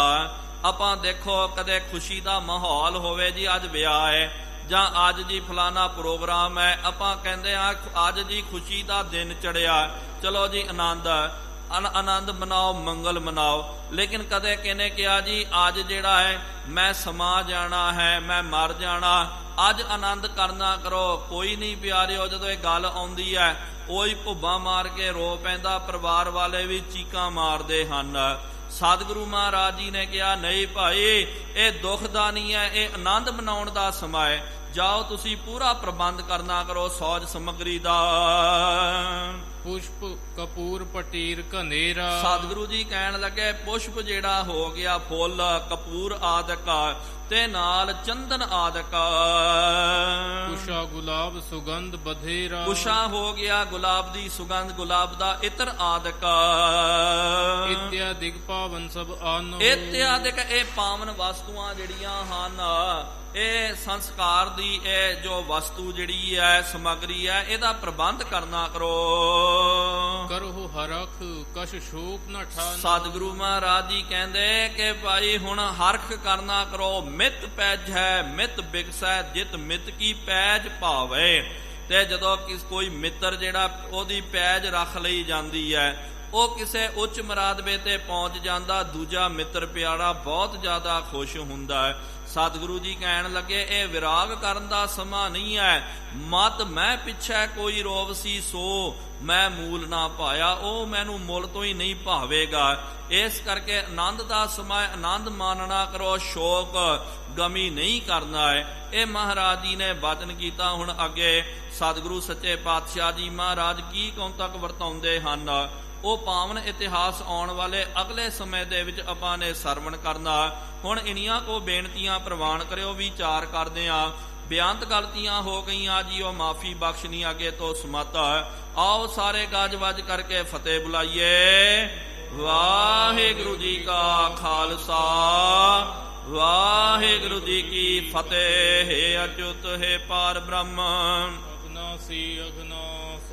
ਹੈ ਪੂਰਨ ਹੈ ਸਰਬ ਮੈਂ, ਦੁਖ ਭੰਜਨ ਗੁਣਤਾਸ। ਹੈ ਸੰਗੀ ਹੈ ਨਿਰੰਕਾਰ, ਹੈ ਨਿਰਗੁਣ ਸਭ ਟੇਕ। ਹੈ ਗੋਬਿੰਦ ਹੈ ਗੁਣ ਨਿਧਾਨ, ਜਾਂ ਕੈ ਸਦਾ ਵਿਵੇਕ। ਹੈ ਅਪਰੰਪਰ ਹਰ ਹਰੇ, ਹੈ ਪੀ ਹੋਵਨ ਹਾਰ। ਹੈ ਸੰਤਾਂ ਕੈ ਸਦਾ ਸੰਗ, ਨਿਧਾਰਾ ਆਧਾਰ। ਹੈ ਠਾਕੁਰ ਹਉ ਦਾਸਰੋ, ਮੈਂ ਨਿਰਗੁਣ ਗੁਣ ਨਹੀਂ ਕੋਏ। ਨਾਨਕ ਦੀਜੈ ਨਾਮਦਾਨ, ਰਾਖਾਂ ਹੀ ਐ ਪਰੋਏ। ਆਏ ਪ੍ਰਭ ਸ਼ਰਨਾਗਤੀ, ਕਿਰਪਾ ਨਿਧ ਦਿਆਲ। ਏਕ ਅੱਖਰ ਹਰ ਮਨ ਬਸਤਾ, ਨਾਨਕ ਹੋਤ ਨਿਹਾਲ। ਵਾਹਿਗੁਰੂ ਨਾਮ ਜਹਾਜ ਹੈ, ਚੜ੍ਹੈ ਸੋ ਉਤਰੈ ਪਾਰ। ਜੋ ਸ਼ਰਧਾ ਸੁਣੋ ਸੋ ਸਿੰਘ ਸੁਜਾਨ। ਨਾਨਕ ਗੁਰੂ ਗੋਬਿੰਦ ਸਿੰਘ ਜੀ, ਸਦਾ ਕਰੈ ਕਲਿਆਣ। ਨਾਨਕ ਗੁਰੂ ਗੋਬਿੰਦ ਸਿੰਘ ਜੀ, ਸਦਾ ਕਰੈ ਕਲਿਆਣ। ਇੱਕ ਓੰਕਾਰ ਸਤਨਾਮ ਕਰਤਾ ਪੁਰਖ, ਨਿਰਭਉ ਨਿਰਵੈਰ ਅਕਾਲ ਮੂਰਤ। ਅਜੂਨੀ ਸੈਭੰ ਗੁਰ ਪ੍ਰਸਾਦ ਜਪ। ਆਦ ਸੱਚ ਜੁਗਾਦ ਸੱਚ, ਹੈ ਵੀ ਸੱਚ। ਨਾਨਕ ਹੋਸੀ ਭੀ ਸੱਚ। ਇੱਕ ਓੰਕਾਰ ਸਤਨਾਮ ਕਰਤਾ ਪੁਰਖ, ਨਿਰਭਉ ਨਿਰਵੈਰ ਅਕਾਲ ਮੂਰਤ। ਅਜੂਨੀ ਸੈਭੰ ਗੁਰ ਪ੍ਰਸਾਦ, ਹੈ ਵੀ ਸੱਚ। ਨਾਨਕ ਹੋਸੀ ਭੀ ਸੱਚ। ਇੱਕ ਓੰਕਾਰ ਸਤਨਾਮ ਕਰਤਾ ਪੁਰਖ, ਨਿਰਭਉ ਨਿਰਵੈਰ ਅਕਾਲ ਮੂਰਤ। ਅਜੂਨੀ ਸੈਭੰ ਗੁਰ ਪ੍ਰਸਾਦ ਜਪ। ਆਦ ਸੱਚ ਜੁਗਾਦ ਸੱਚ, ਹੈ ਵੀ ਸੱਚ। ਨਾਨਕ ਹੋਸੀ ਭੀ ਸੱਚ। ਇੱਕ ਓੰਕਾਰ ਸਤਨਾਮ ਕਰਤਾ ਪੁਰਖ, ਨਿਰਭਉ ਨਿਰਵੈਰ ਅਕਾਲ ਮੂਰਤ। ਅਜੂਨੀ ਸੈਭੰ ਗੁਰ ਪ੍ਰਸਾਦ ਜਪ। ਆਦ ਸੱਚ ਜੁਗਾਦ ਸੱਚ, ਹੈ ਵੀ ਸੱਚ। ਨਾਨਕ ਹੋਸੀ ਭੀ ਸੱਚ। ਇੱਕ ਓੰਕਾਰ ਸਤਨਾਮ ਕਰਤਾ ਪੁਰਖ, ਨਿਰਭਉ ਨਿਰਵੈਰ ਅਕਾਲ ਮੂਰਤ। ਅਜੂਨੀ ਸੈਭੰ ਗੁਰ ਪ੍ਰਸਾਦ ਜਪ। ਆਦ ਸੱਚ ਜੁਗਾਦ ਸੱਚ, ਹੈ ਵੀ ਸੱਚ। ਨਾਨਕ ਹੋਸੀ ਭੀ ਸੱਚ। ਵਾਹੋ ਵਾਹੋ ਗੋਬਿੰਦ ਸਿੰਘ ਜੀ, ਵਾਹੋ ਵਾਹੋ ਗੋਬਿੰਦ ਸਿੰਘ ਜੀ। ਕਲਗੀਆਂ ਵਾਲੇ ਗੋਬਿੰਦ ਸਿੰਘ ਜੀ, ਕਲਗੀਆਂ ਵਾਲੇ ਗੋਬਿੰਦ ਸਿੰਘ ਜੀ। ਬਾਜਾਂ ਵਾਲੇ ਗੋਬਿੰਦ ਸਿੰਘ ਜੀ, ਬਾਜਾਂ ਵਾਲੇ ਗੋਬਿੰਦ ਗੋਬਿੰਦ ਸਿੰਘ ਜੀ। ਫੌਜਾਂ ਵਾਲੇ ਗੋਬਿੰਦ ਸਿੰਘ ਜੀ। ਫੌਜਾਂ ਵਾਲੇ ਗੋਬਿੰਦ ਸਿੰਘ ਜੀ। ਚੋਜੀ ਪਿਆਰੇ ਗੋਬਿੰਦ ਸਿੰਘ ਜੀ। ਜੀ ਪਿਆਰੇ ਗੋਬਿੰਦ ਸਿੰਘ ਜੀ। ਵਾਹੋ ਵਾਹੋ ਗੋਬਿੰਦ ਸਿੰਘ ਜੀ। ਵਾਹੂ ਵਾਹੂ ਗੋਬਿੰਦ ਸਿੰਘ ਜੀ। ਵਾਹੋ ਵਾਹੋ ਗੋਬਿੰਦ ਸਿੰਘ ਜੀ। ਵਾਹੂ ਵਾਹੂ ਗੋਬਿੰਦ ਸਿੰਘ ਜੀ। ਧੰਨ ਧੰਨ ਸਾਹਿਬ ਸ੍ਰੀ ਗੁਰੂ ਨਾਨਕ ਦੇਵ ਜੀ ਮਹਾਰਾਜ। ਧੰਨ ਧੰਨ ਸਾਹਿਬ ਸ੍ਰੀ ਗੁਰੂ ਗੋਬਿੰਦ ਸਿੰਘ ਸਾਹਿਬ ਜੀਓ ਮਹਾਰਾਜ। ਧੰਨ ਧੰਨ ਸਾਹਿਬ ਸ੍ਰੀ ਗੁਰੂ ਗ੍ਰੰਥ ਸਾਹਿਬ ਜੀਓ ਮਹਾਰਾਜ। ਆਪ ਜੀ ਦੇ ਪਾਵਨ ਪਵਿੱਤਰ ਅਸਥਾਨ ਤਖਤ ਸੱਚਖੰਡ ਸ੍ਰੀ ਹਜ਼ੂਰ ਸ੍ਰੀ ਅਬਚਲਨਗੜ੍ਹ ਸਾਹਿਬ ਜੀ ਵਿਖੇ ਸ਼ਾਮਾਂ ਦੇ ਦੀਵਾਨ ਸਜਾਏ ਗਏ ਹਨ। ਸਜੇ ਹੋਏ ਪਾਵਨ ਦੀਵਾਨਾਂ ਦੇ ਵਿੱਚ ਗੁਰ ਇਤਿਹਾਸ ਦੀਆਂ ਕਥਾ ਵਿਚਾਰਾਂ ਹੋਈਆਂ। ਕਥਾ ਵਿਚਾਰਾਂ ਕਰਦਿਆਂ ਬੇਅੰਤ ਗਲਤੀਆਂ ਹੋ ਗਈਆਂ ਜੀਓ ਮਾਫੀ ਬਖਸ਼ਣੀ। ਅੱਗੇ ਤੋਂ ਸੁਮਾਤਾਂ ਆਈਆਂ ਸੰਗਤਾਂ ਦੀਆਂ ਹਾਜ਼ਰੀਆਂ ਤਿਲ ਫੁੱਲ ਭੇਟਾਵਾਂ ਪ੍ਰਵਾਨ ਕਰਨੀਆਂ। ਜੋ ਜੀ ਆਪ ਜੀ ਕੇ ਦੁਆਰੇ ਆਵੇ ਸੋ ਸਦਾ ਹੀ ਰਾਜੀ ਪ੍ਰਸੰਨ ਜਾਵੇ। ਗੁਰੂ ਨਾਨਕ ਨਾਮ ਚੜ੍ਹਦੀ ਕਲਾ ਤੇਰੇ ਭਾਣੇ ਸਰਬੱਤ ਦਾ ਭਲਾ।